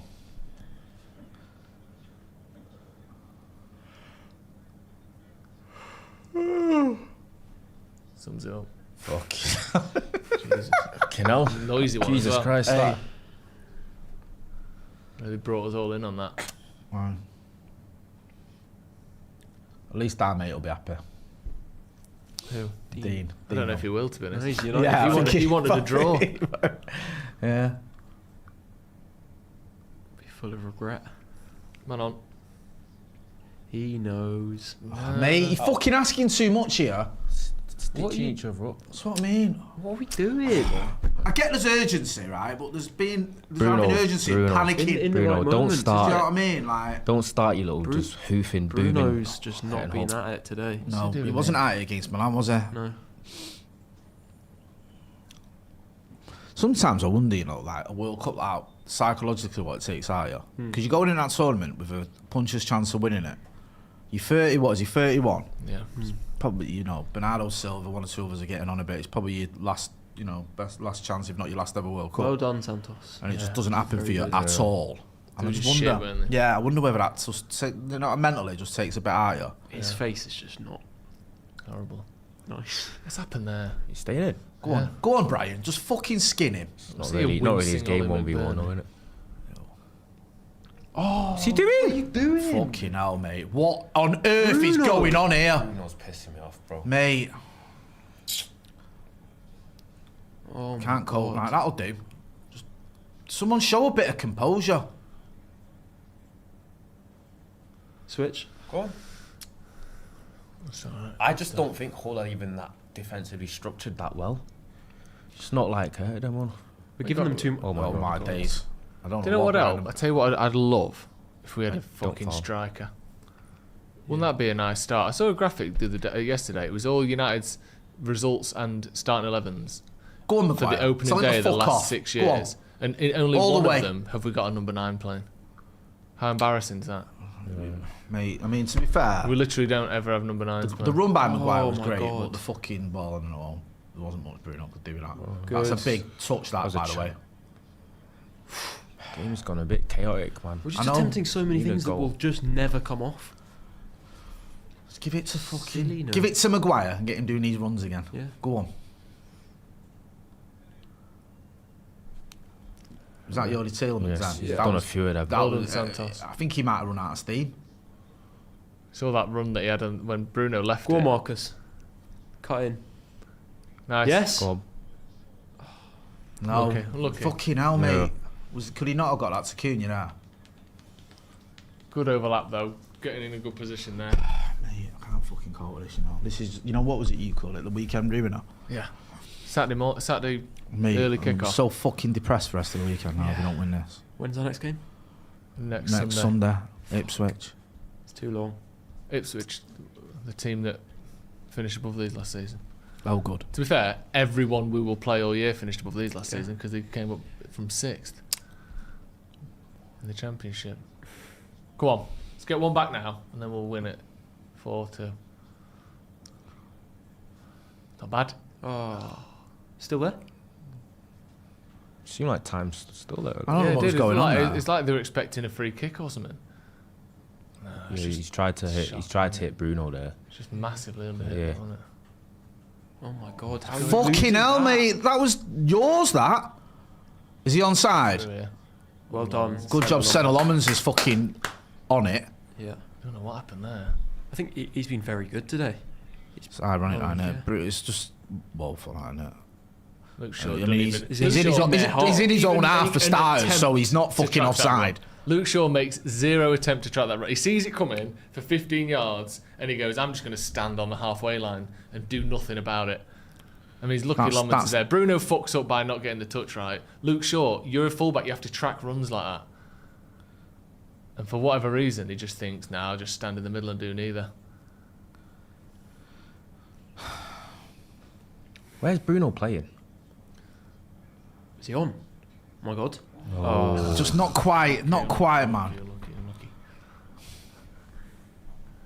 Unlucky. It's like old times, that, wasn't it? Yeah. Yeah, it One was. thing we don't seem to build like sustained pressure, where we like keep a team pending. Do you know what I mean? It's always like a bit part of like a little bit threat outside of transition. We've been a team like that for a long time. We don't seem to have him like proper on the edge of the box like for a good 10, 15 minutes. The thing is, I think this team is now technical enough that we can do it. I think there needs to be a kind of collective decision to play that kind of football. It felt like we did it in spells in the first half, but we just it would break down when we'd try and get it into the box. Like 71% possession in the first half. That's not, pretty convincingly in United's favour in it, but we just didn't do enough with it. Come on, that's a shit ball again. Tielemans, man. Come on, son. Sharpen up. That's better. Who's in the box? No one. Nah, he's not. It's not enough. Not enough on it, lad.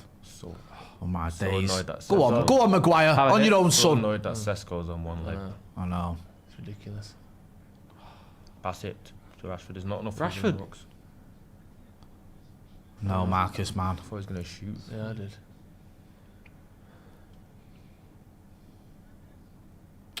It's alright. Don't know if that was by luck or design, to be honest with you. That's fucking shite. Don't really have anyone. No. Aiden, mate. Everything that can go wrong has gone wrong today. Hey, such shit in it, man. He's going to get to that. Oh. It's he's the most championship forward ever in it. Ollie McBurney. That's how he. Strikers like him, clever, a little bit bitty. Yeah. Do you know what I mean? That's not bad, but in a good way. Will have a bit about him ability-wise as well. Yeah, he's a good player, but it's just so annoying to look at. I think he's played Premier League before. Yeah, he was at Sheffield United, wasn't he? Really? Strike.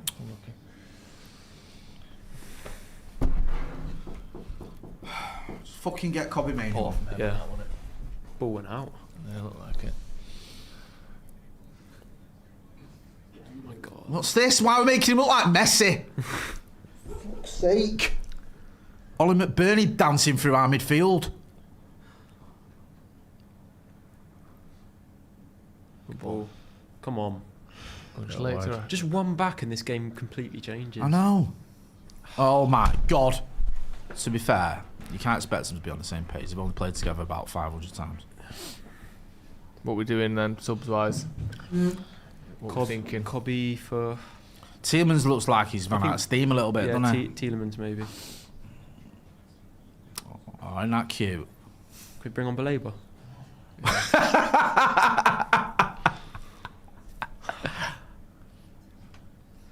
Could we bring on Edison? Yeah, we could do with his energy, couldn't we? Yeah.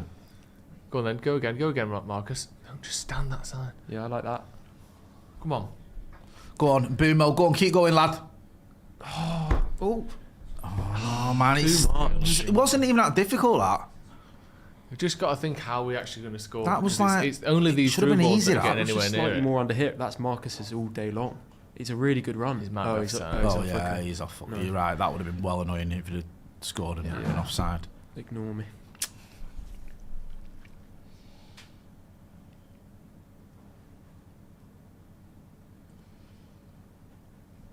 It's a rude awakening, isn't it? Just annoying, isn't it?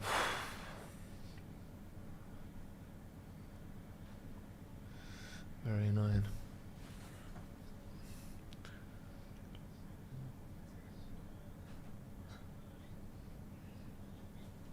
Maybe upstairs.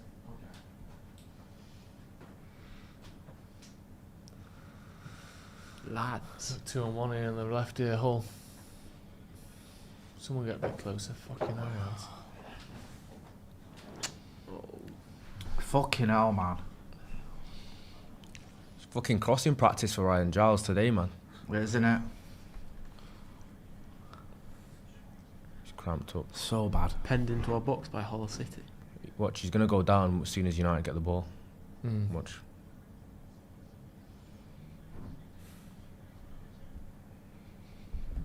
It's depressed, isn't it? Touch. Interesting. Oh my God, what are we doing? Jesus Christ. Stupid from Luke Shaw and then bad touch from Santos. just looked awful at times.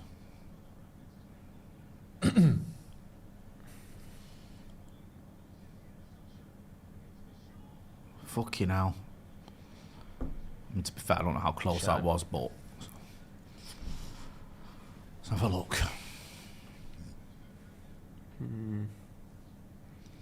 Have we unpaused the whole graphic? Because every time I look, it's just Hull on the right. Yeah, it's unpaused. Is it? I'm trying to look at United. I've not seen him in ages. Yeah, he's gone down. Look there, player with cramp. I think if you've got cramp, we should just play around you. You're not stopping the game because you're not fit enough. Just play around you. They have to come off, don't they? It's not. Yeah, but there's no risk here. It's not a serious injury. We know what it is. If you've got cramp, keep playing. And if you get up, you get up. And if they want to sub you off, they can when the next time the ball goes out. So who are we going to bring on off the bench then? Sesko. Mainu. They'd be the two you'd want, aren't they? Yeah. On his own, man. Yeah. It's too easy for him. Do you know what I mean? Make him work for it at least.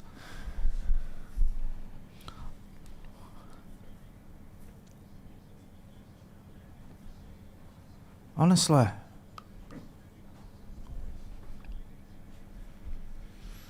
They're making a sub. You gotta be mad frustrated if you're Michael Carey with this.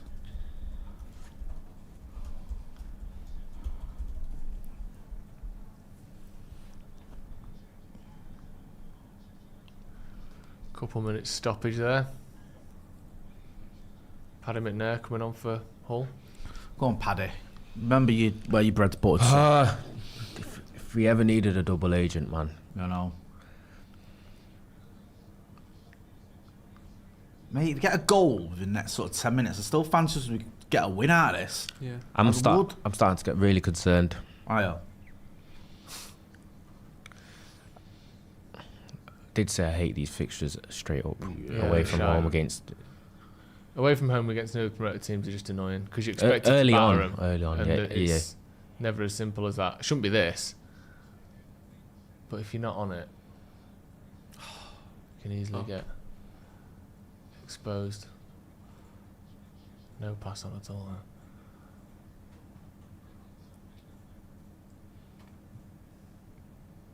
Go on, Mazraoui.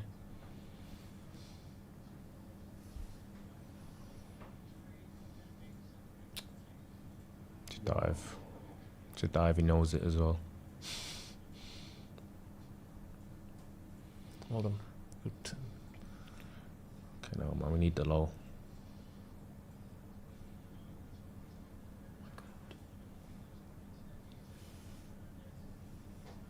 Hold on. Get there. Wake then. up, man. Oh, it's alright.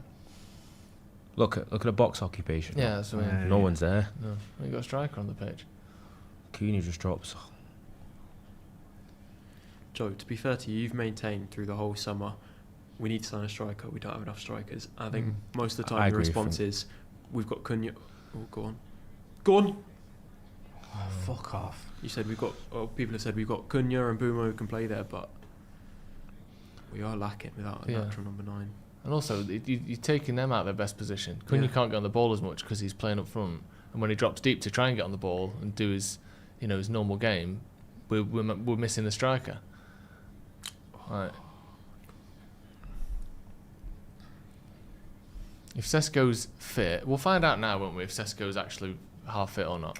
Yeah. So if he don't come on here, then he's clearly not fit. He's on the bench. Just I don't know why. Maybe he's got 10 minutes in him. We've got the ball in these areas, but then it's what we're going to do. Get balls into the box for who?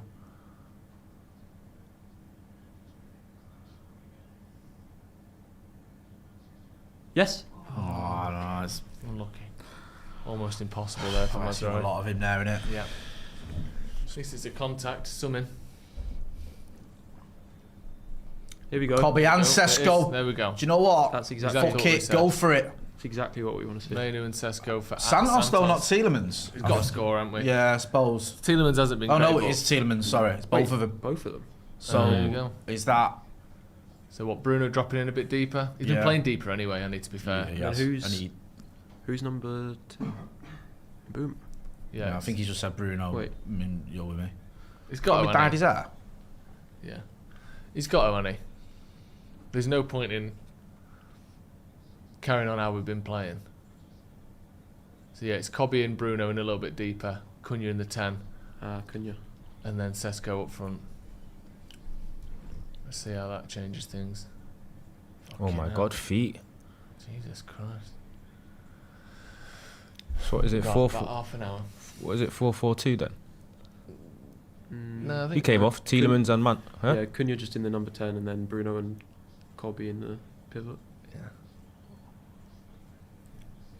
Boom again. Just loves. Lucky there, but it's not his fault. Fucking hell. It's just shit, man. It's fucking annoying. I think. Someone, can we at least walk towards him to try and make him unreal? What's going on here?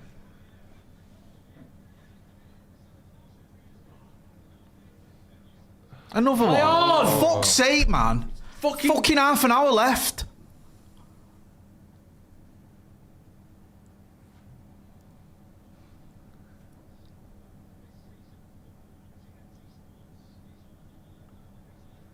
It's going to be this, innit? You put yourself in this position, they're going to do it, aren't they? Just waste as much time as possible. What, she's mad on like 3 minutes or something fucking dumb. But no one will care because it's like, well, United have lost anyway, so no one gives a shit. I know. Since the 60th minute, these 60 minutes, we've barely played any of it through subs. They said they want to change that as well. They wanted to address that this season. I don't know if we're going to actually get the required added time because it looks like we're going to need it.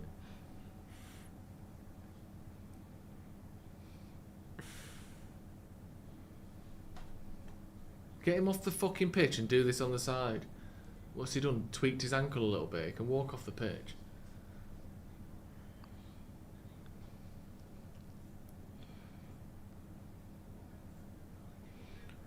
Two minutes he's been down.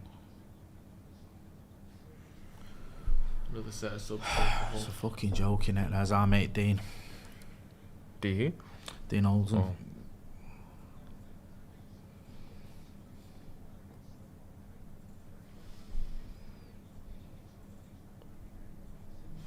Joe Y says, if we don't get a second striker, not getting Welbeck will forever frustrate me. Relying on wingers and 10s to deputise doesn't scream footballing experts. 13 Killing says, so by which month do we think we're going to first get the Eddie Howe to Man United links? Joe's Kindle says, still a team where if Bruno's off it, we're shit. And midfield rebuild with no speed or physicality. I mean, obviously, Belaber's coming in to do that, isn't he? But, fair enough. Yeah. I answered that. It's Ben Top said, Joe's point about the striker is obvious in games like these. We have no one making them defend deep or worrying their centre-backs. How are we this bad at passing? Yeah, there's been a real first game of the season feeling on it, and it's just not good enough. Why are they so much sharper than us? Yeah. Well, to be honest, across the game, I don't think they are. No, maybe not. Maybe that's not it's fair. been we've been the better team, other than the 2 goals that they've scored, which obviously is a disaster. You can't be fucking 2-0 down against Hull for any reason.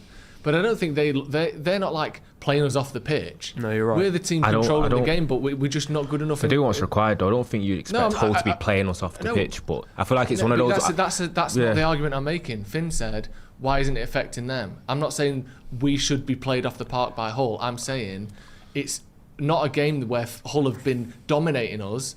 It's a game where they've been hugely efficient. I feel like Sesko was there. Just fucking cross it. I feel like they have been sharper. Fuck's sake. Physically, I think they've been sharper to second balls, first balls. I mean, if we'd have made that pass, we'd be saying the opposite. I think they've been playing with more intensity than we have as well. But I just think we've not been good enough. I completely agree. We've not been good enough. We haven't been good enough.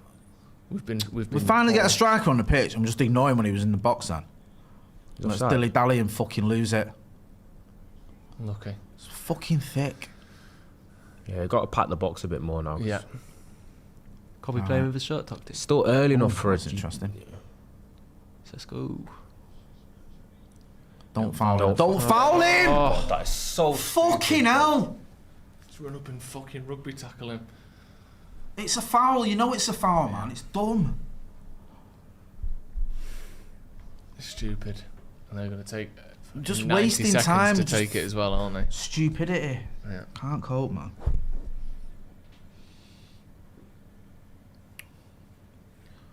I fucking hate football. So dumb. Yeah.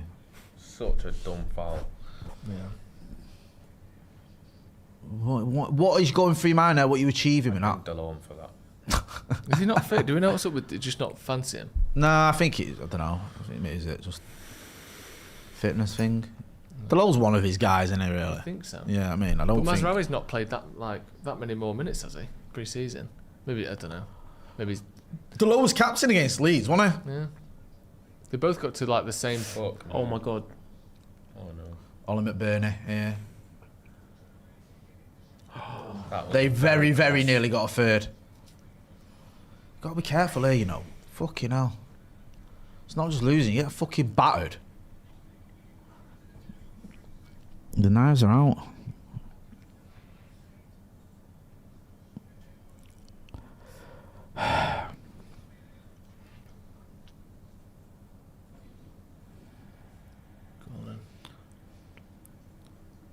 I'll do. Just fucking have a bit of... Oh, fucking hell.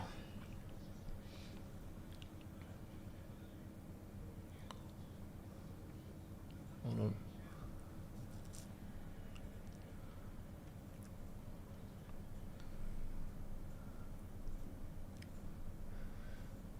We dug ourselves into a hole here, says Mike. Very good. The championship won't be that bad, says Robin. Love that. Aaron Big fan of says that. Ronnie's commentary is on point We for might, this game. might win that. Ronnie. Might win that.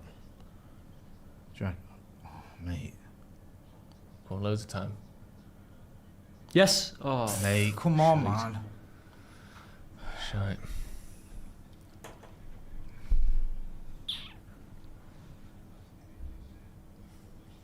That was a big chance to get a good ball in there. Yeah. I don't need this fucking scenery setting of what Hull looks like every 2 fucking seconds. Just because they paid for a drone to be above the stadium. What am I looking at? Waste ground. What do I give a fuck about that for? I hate this. Got an American Like we were doing. I'm missing. And the fucking game's game on to see a panning shot of Hull. Who gives a fuck? That nobody visits. They called it for a handball. Fuck off.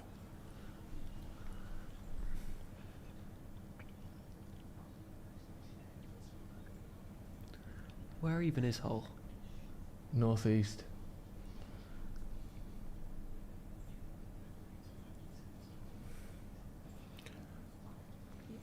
I think you got to put Delo on. Delo's people think Delo's better going forward than Mazraoui in a game like this. He's got a better cross on him as well. Right, that's it. Get out of that hole. Look, no one in the box. Hit it. Oh, mate.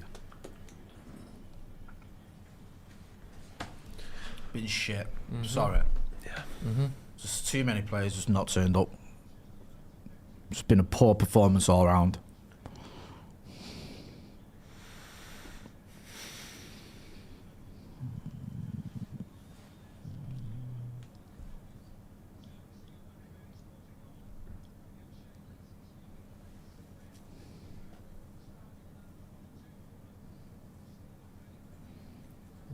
Where's the sustained pressure?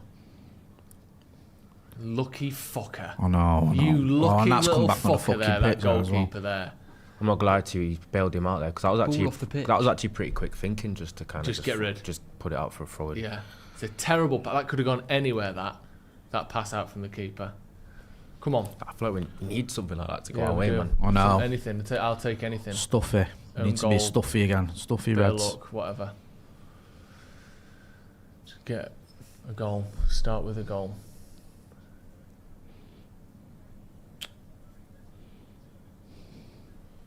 That was his first touch. Yeah. Come on, bit of awareness.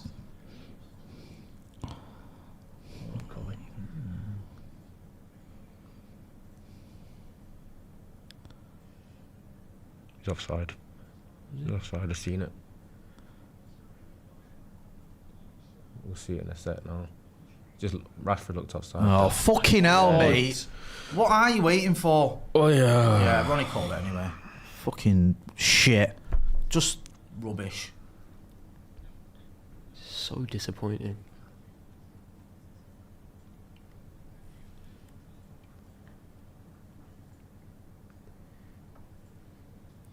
What's them weekend stats? With level on shots on target. Yes, that's the real quiz. 14. Well, they've got to 4. their 8. Oh, almost. Oh, sorry. Nearly. The camera's in the way.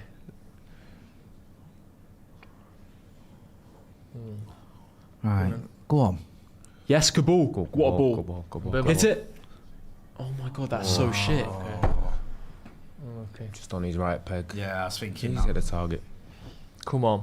Corner now. Let's get one. Good bit of Good play ball, for Really Stuff good for ball, Cunha. isn't it? Yeah. Great ball, that. Am I harsh in saying he should I just feel like on his right. go across goal? Yeah. Don't. I think you Nah. could. I'd go near side foot near With a- post then. With a defender's arm leaning on you, It's not easy. Come on. Corner ball. It's not as easy as it looks. So let's have a decent cross What? for once. On his left, though, I feel like. Go on, Harry Maguire. On his Get left, your I expect fucking head on this. Mbumo to score that, though. Yeah, you do. Very looped. Yes. Back across. Couldn't you? Oh, there's nothing on Just it. too floaty in it. Never got any amount of power on it. It's all just Yeah. floating about quickly. Come on. Quick, What throw are you it. stopping it for? What? When do you need the referee I to know, whistle for a what are throw you in? fucking doing there? You need the referee to whistle for a throw in. Like, I don't know. Get on with it. What's that about? Can I take this, ref? Yeah, Maguire left wing there. Fucking hell. Yeah, that's the tactic. Carrick ball. Fuck. Bruno. Yeah, Pass the let's fuck fucking about ball, there. bro. There's a good idea. Oh my god. It's alright, we kept it. Go on, Brian. I actually put Shea Lacey on me.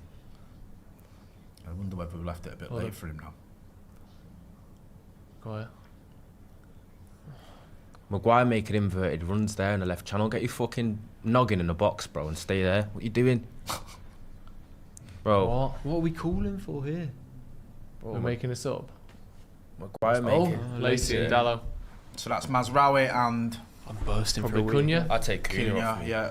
Oh no. Yeah. Because Mbumo's at least got a goal in him. Do you know what I mean? Yeah, Cunha's not done a lot, has he? Come on, 10 minutes. What, probably 15, 16 minutes left, isn't there?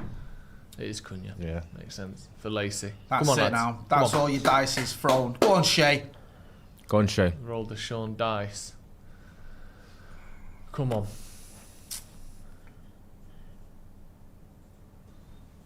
What's in him?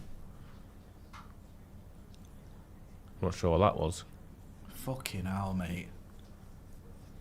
Bad game from Aiden Evan as well. I know, man. Been shoddy. Come on, lads. At least he's on the fucking pitch anyway. That's one small thing. Touched We the need ball him twice. back. We need him back. Go on, Cobby.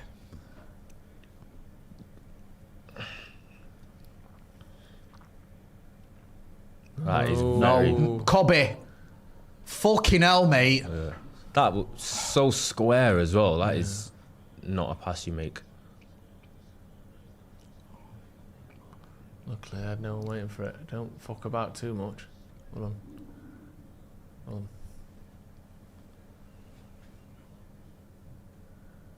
Okay, now. He put his all into that. And That there was you for go. Rashford, I think. It's alright. He knew what he was doing. Getting down with snow in it. Good cross. Sesko! Oh, score there. I think he. Gotta do better there! I think he should score that. I think he should. I think that's a really good chance. Really good cross. Fucking touching about 5 months. That's probably why he's fucked it up. isn't Yeah. I think, This. I think defender got last it? The touch. timing on that, on the jump. Thought on he's his head was bang gonna on. score it. Good, great cross this, by the way. Don't get near Misses it. doesn't Don't get Just near misses it. the flight of it. Back out. Crossing from Birmingham Yes. keepers. No. Fuck me, man.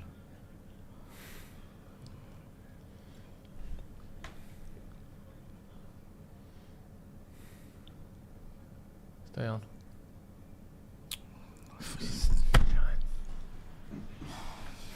Mate. Can't cope. Can't fucking cope.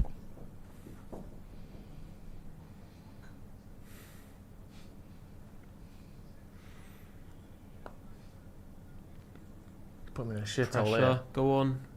Oh, you lucky twat again. Squeeze them in here. Yeah, it's looking like a loss, lads. Never give up. We're going to need like 10 minutes stoppage time if we're going to make anything out of this. We need a goal. Come on. Keep going.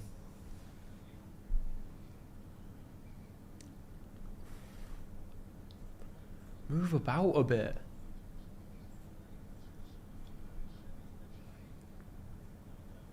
Nice. Ref? Get up. It's not. No. You're not going to get anything that's like half a foul like that, are you? Yeah. Win it.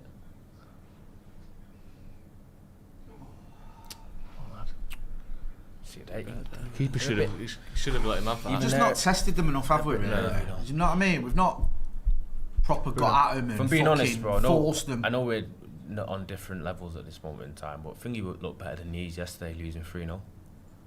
Commentary looked better than Hull. Yeah. Well, they were last year, weren't they? Yeah. As well. Go on, Marcus. Well done. Yes. Go on, Cobby. Just didn't get a touch out of his feet. Nah. I think Rashford's intent's been really good. He did well there. Yeah. We've got 1,000 men in the box, haven't we? And for a decade we've struggled in situations like this. When teams sit back, we've not known what to do for 10 years at least.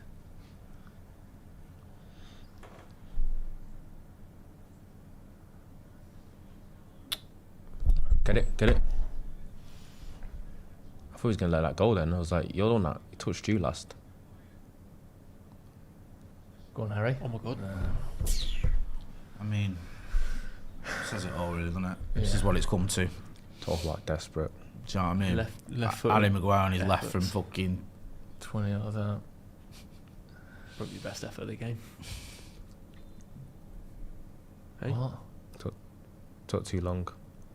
Is it our throwing? Yeah. Is that the new rule? Yeah, I think so. What is it?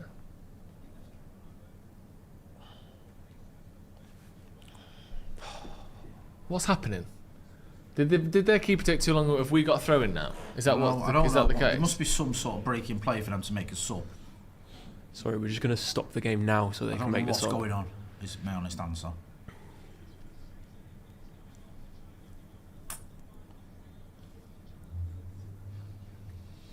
This is so fucking shit.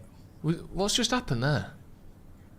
Was it offside or something? I don't know. Was Maguire cut in and had a shot from 20 yards out? I don't know what's going on. What the fuck has just happened there? Does anyone know what's happened there? Brain function. Maguire has a shot. Do you know? Does anyone see that? Maguire had a shot, their keeper caught it, and all of a sudden the referee stopped the game and let Hull make a sub. Is that... What the... Have I lost my mind? For that, I think the game should be abandoned. I'll play it again. Replay it. Yeah, because that's not in. I know that is irrelevant in the grand scheme of how shit United have been, but what the fuck has just happened? What a zinger that is. Right. Zinger. There must be an explanation for that. Anyway. Lacey? Oh, it's just ambitious, that, isn't it?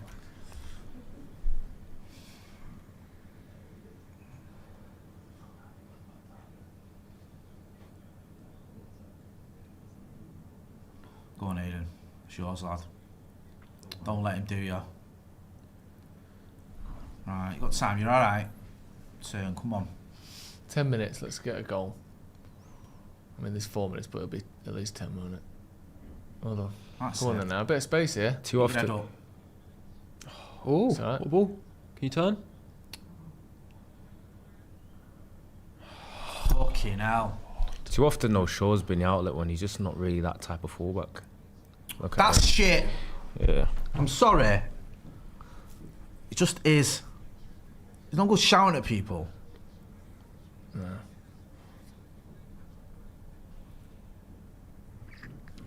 So fucking annoying. Oh my God, oh my days. Club. I feel like we've jinxed everyone, Finn. Being too happy and Being giddy. too happy. Everyone we've praised has had a fucking nightmare.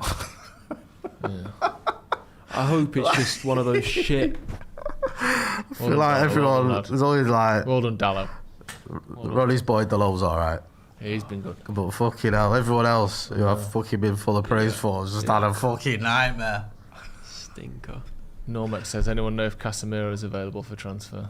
I think he's just signed for a new club. It's a great tackle, that, to be fair, the lad. Why is there that space? It's done well there. Oh my God. Fucking hell, they're going to start olaying it in a minute, aren't they? I know I would be if I was them. Fucking awful pass that. Right, come on. The guy's been one of the only ones trying to make things happen. I know. Jesus fucking Christ. What were you thinking there, man? Come on. It's brainless. Literally got a score in the next 90 seconds to have any chance of a draw.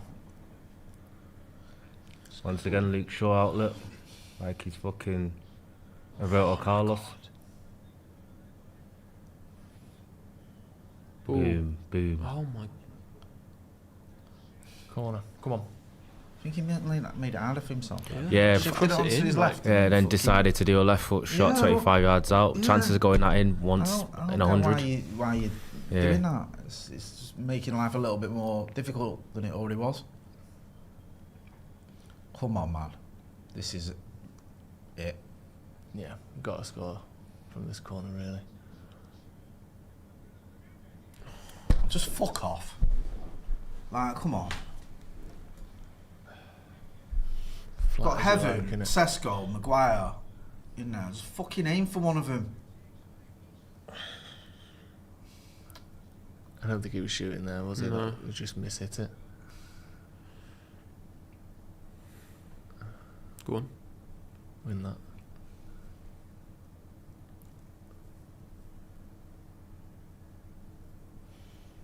Come on. What are you thinking? 7 minutes stoppage time? He'll probably give 5 though, won't he? Something like that. He'll give 4 or 5 It's not for a laugh. anyway, is it? I don't. Do you know what? I think we're at a stage now where it will make any difference if it was fucking 30 Unless we score minutes now. stoppage time. We're just Hull seems to have just settled, and we're just like struggling really, not really creating anything. Go on, Shay. See what I mean? Oh yeah. Oh, have you taken a touch there? Because he's not played in 4 months. You fucking first. Got a hit first time, even if it's a bad angle. Got to be. This is another thing. Everyone's fucking rusty. Yeah. He's played 30 minutes in 2 months. Yeah.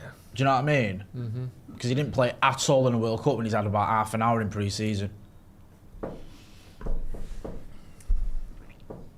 Just everyone just looks off at 6 minutes, and I don't know. I'm not even asked. That could say fucking 60 minutes.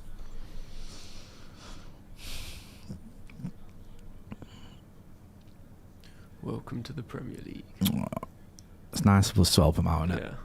Yeah. Yeah. Welcome is a nice, fucking memorable victory feel.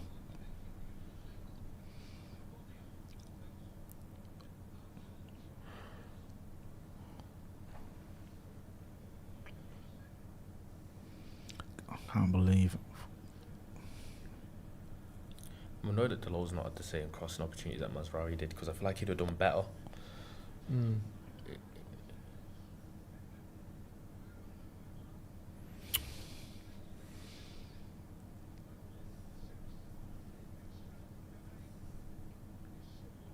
What's the plan here?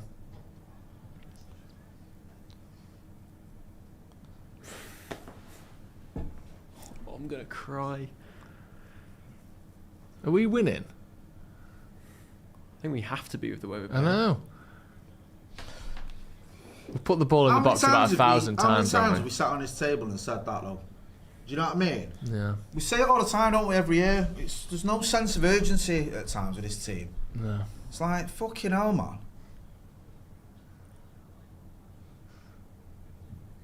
We keep trying the same thing over and over again. to Yeah, be fair. right, let's just keep trying it, and one day it'll work. It's not. Let's fucking try something else. Come on.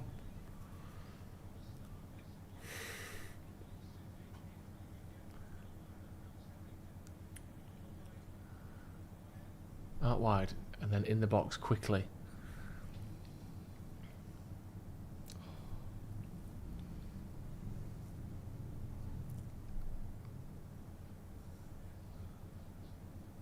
Fuck, are we losing on opening day, man? It's so fucking depressing, you know. Missed it Timed it again, man. He's just off it, innit? It's just, I don't even blame him. Like, he's not played since what, May? He's missed the ball again. He's just fucking well off it. We shouldn't have to rely on him. Should have another striker in the squad. I wouldn't mind, Joe, when you said it on it as well. Even Scholes, you say, "Oh, we've got Cunha and Boom," but you're right. You need a fucking striker, don't you? Especially in games like this. Yeah, it's like, can't I Cunha just have and Boom one? were great against One who's had injury issues already. Alright, come on. I know you can play Marcus down the middle, but he's not really a striker, is he?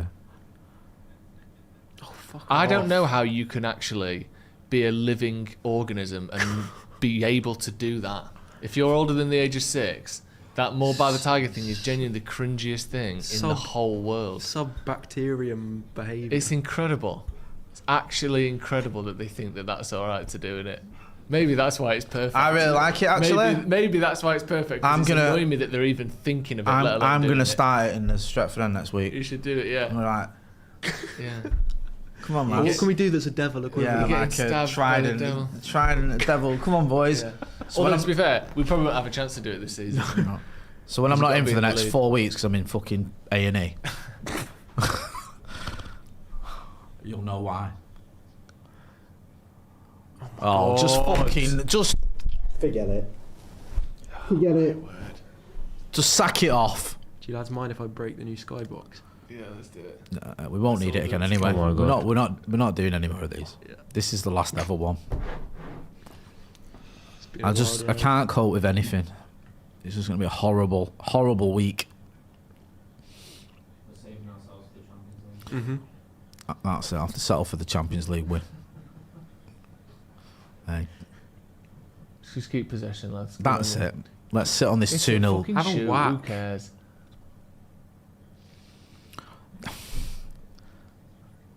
You must be buzzing if you're Hull, really, because it's not been that difficult, has it, for them? I don't think it has been a difficult game. That's what I mean. Like they've just it's those two set pieces, and then they've just sit back and chill that's out. it, innit? It's not like they've really had to graft and throw themselves into tackles and last ditch tackle. No, it's been it's been comfortable for them. Yeah. It's been like there must be an element of them thinking, fucking hell, this is easy. I can't believe this is the team that finished 3rd in the Premier League last season.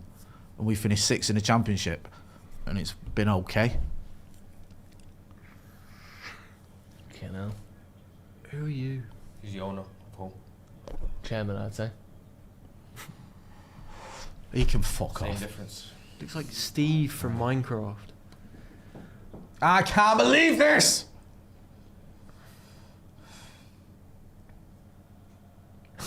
Oh yeah, It is completely mad, isn't it? yeah. They just turned up and just fucking shit No themselves. Casemiro, box, crash, bailout. No. Oh my days. That's good. That's just a good thing to Yeah. get him Get fucking booked. Over. That's what matters. Could have stayed that trim.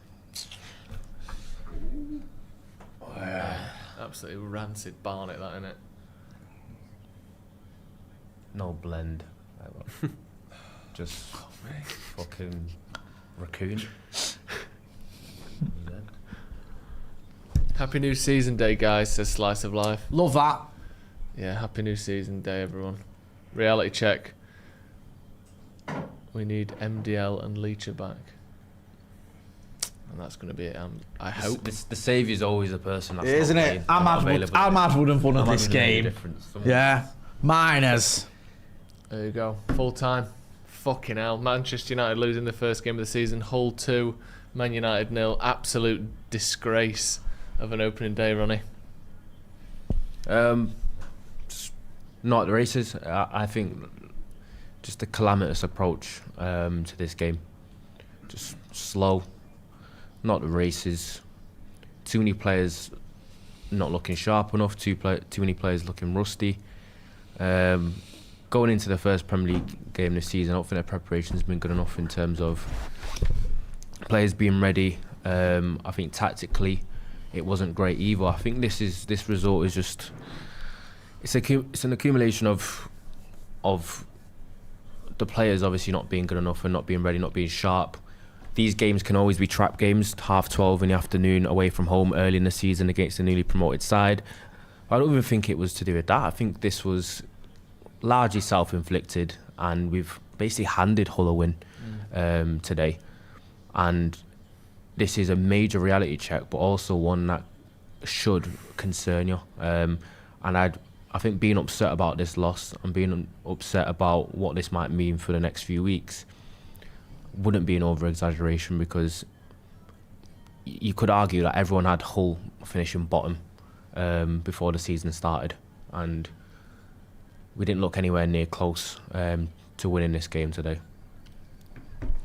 Thoughts, Jay? Yeah, I agree with everything Ronnie said, to be honest with you. When I saw the team, I got it. I understood what he was doing.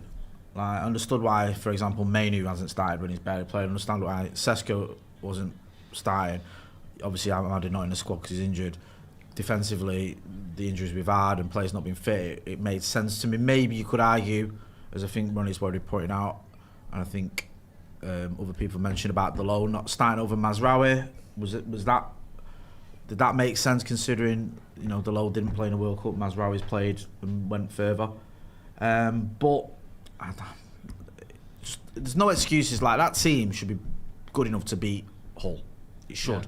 Yeah. And whilst we had a couple of chances, and there was one, the Mbeumo scissor kick and a shot, and another shot from Mbeumo, I don't feel like there was loads of amazing saves by the goalkeeper or tackles, last minute tackles. They were relatively comfortable, Hull. They got an early-ish goal, and then they knew what they had to do then. It's just defend, and they defended quite well, but we didn't make it hard enough for them.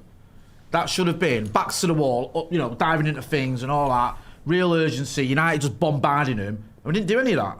No. It just felt like it almost, this to me felt like it was the second leg and we were 4-0 up from the first leg. It felt like it don't really matter. Yeah, but it will go through either way. Yeah. And even like in the last 10 minutes where you think, right, it's now or never to get a goal and get anything out of this game, even then there was no real urgency. There's like, Maguire was one of the few that looked like he was up for it, and it's just really, really poor. And if I'm Carrier, man, I'm going to be fuming, because he'll know better than anyone. Like, you can't have many games like this in succession, otherwise your job's on the line. You've got to turn up against Ipswich now, because you lose that game and all of a sudden people are going, just want to give him the job. I know that sounds melodramatic 2 games in, but that is what will happen. If you lose at home to Ipswich after losing away at Hull, that's 2 promoted sides. You are going to be under serious pressure, especially with Everton and Man City on the horizon, which are much tougher games. They'll start screaming the whole he's not a stupid man. 2.0 thing that. He's not a stupid man. Michael Carrick, I just can't. know that. I just can't do the whole managerial thing again, man. No, I'm not. I haven't got it. I'm not saying. It's not about entertaining it. It's about it can be an eventual reality. Yeah, I just can't be asked the whole. Of course, it can be a reality. But I'm not entertaining that reality yet. Because the other reality is that we might go on and win. Don't get me wrong. I expect us to beat it. Yeah. I'm not saying we won't. I'm just saying Michael Carrick will know we've got it. Yeah. Do you know what I mean? Got to win games. You've got to get them in the dressing room, give them a rollicking, and work out what you're going to do differently for the next game. Because there's certain players that looked off it, didn't look match fit. Certain players who looked like they fell off a bit of a cliff halfway through the game, fitness-wise. There's players that played lots of minutes in the World Cup. There's players that haven't played any. You've got to work out who's fit and ready and who can do a better job next week, because we can't have another game like this. We cannot.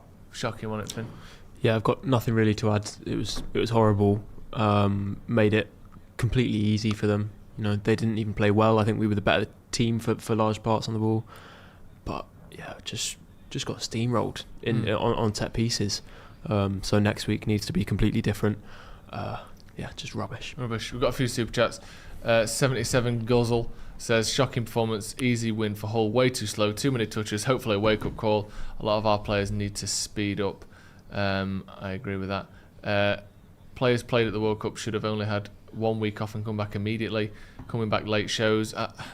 We can get into why you don't do that, but you're going to have players breaking down in October and November if you don't give people a rest. You can't have it everywhere. You can't have fully rested and fully fit players, because there isn't enough time in the year for that.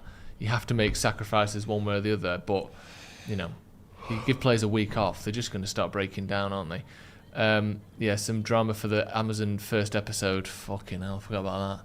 Coming at the end of the season. This team will be the death of me. Tiemann says Carrick's tactics have been shocking this game. He's resorted to Stoke City long ball tactics, reeks of desperation. Happy new season day, guys. Ant says, honestly, are we cursed? Craig says, don't worry, a new stadium will fix this. And Megas says, frauds. Supporters who thought these signings were good can reap what they sow. Midfield mediocre ownership. Lovely. Bob Smith says, talk Bruno into being a bit more chalant than none when United is down late. Please just get Hall. Shaw was horrible. Right, that's going to be all from us. We'll be back for the full review in a few minutes once we've had a minute to digest what the fuck we've just seen there. Man United comfortably beaten by Hull 2-0 in the first game of the season. Just a fucking nightmare start to the weekend, eh, lads? Brilliant. Just what we wanted. Pretty good. Same, it's like you think it's going to be different, and then it's the same you have the again, hope innit? that maybe we've turned a corner. Cheers, Finn. Cheers, Jay. Cheers, Ronnie. Thank you for joining us at home. Just an embarrassing loss for Man United. We'll see you in a bit.